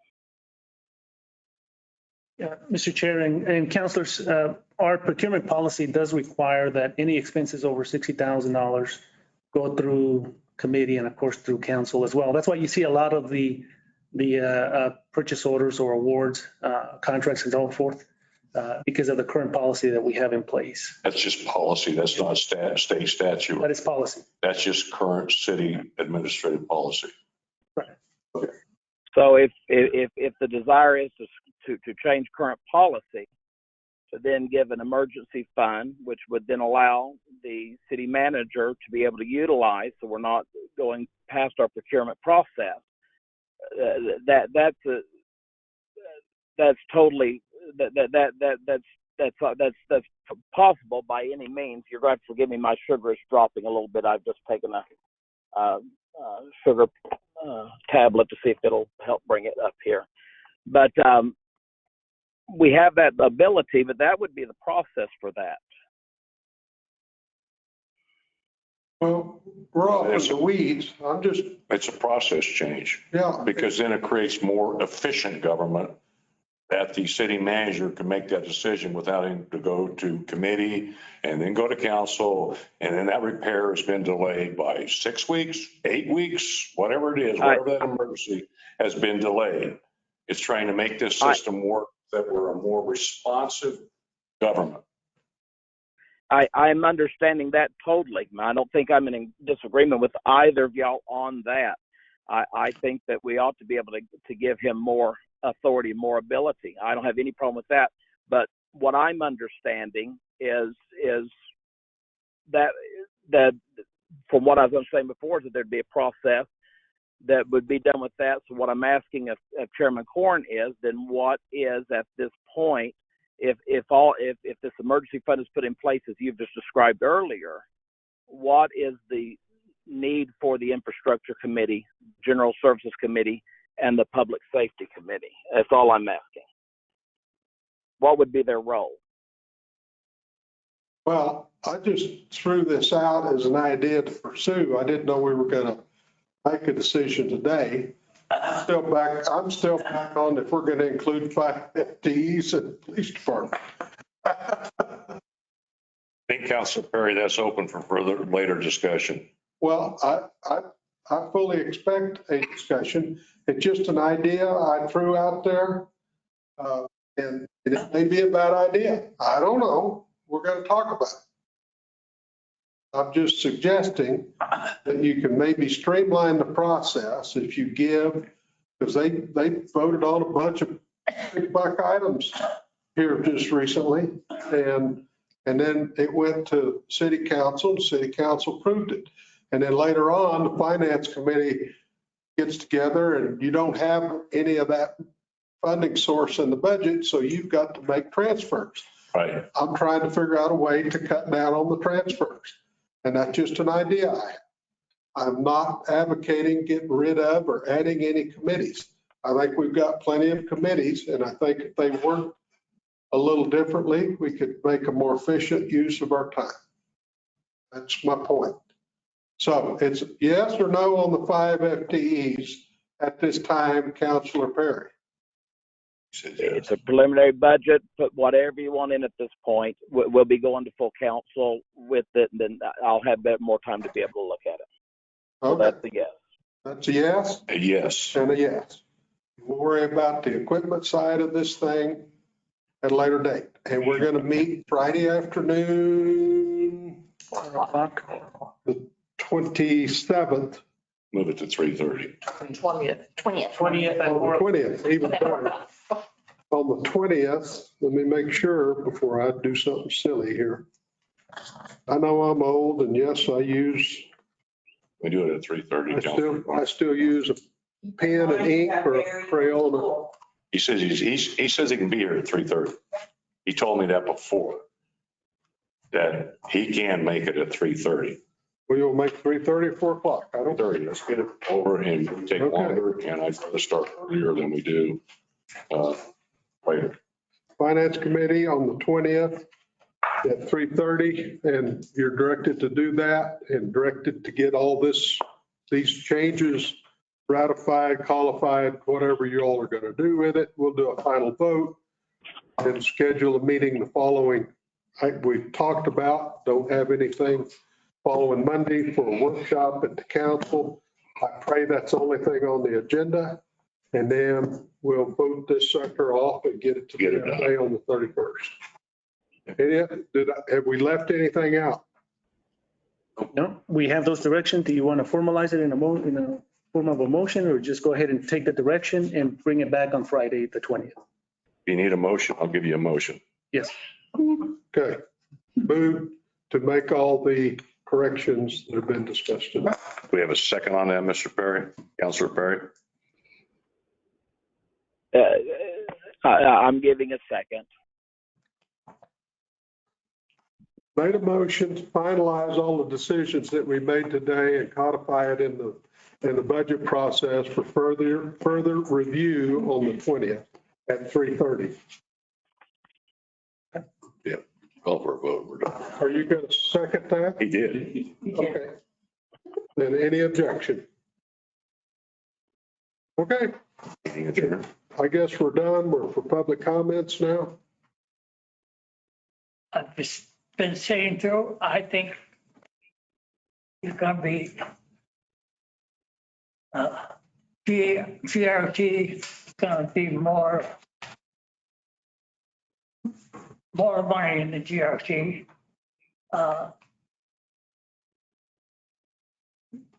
One thing I was concerned about, besides engineering, I brought that up, but there was $500,000 we had for the roads last year. And we divided it up between the wards. I hope that'll come back. And the other thing, I think your idea of what you're concerned about doing that. We've been taking that money, like the sewer, take their money out of their fund, enterprise fund, on there. The thing I'm concerned about, and I don't think you're okay. Yes. When a sewer goes up, you want to fix it, that right then. And that, you're gonna have to put enough money in that fund, but I agree with your point. Okay, thank you. Oh, one other thing, please talk to the mayor. Airport Advisory Committee should meet. He's working on that. I don't think they have enough members. Last week. I don't think they have a quorum. They got a meeting scheduled. Oh, it's been canceled. Canceled it because he's working on it. They don't have a quorum. Don't have a quorum. Even if they don't have a quorum, private. He's trying to Least, get some. You don't have to have a quorum. You can still, at least, You have you're just not anything gonna make any action. You have anything else? Counselor Bass, you have anything else? Yes, sir. Okay, we're adjourned. Thanks again. Thank you. Thought we covered a lot of ground. Yeah, we did. 12.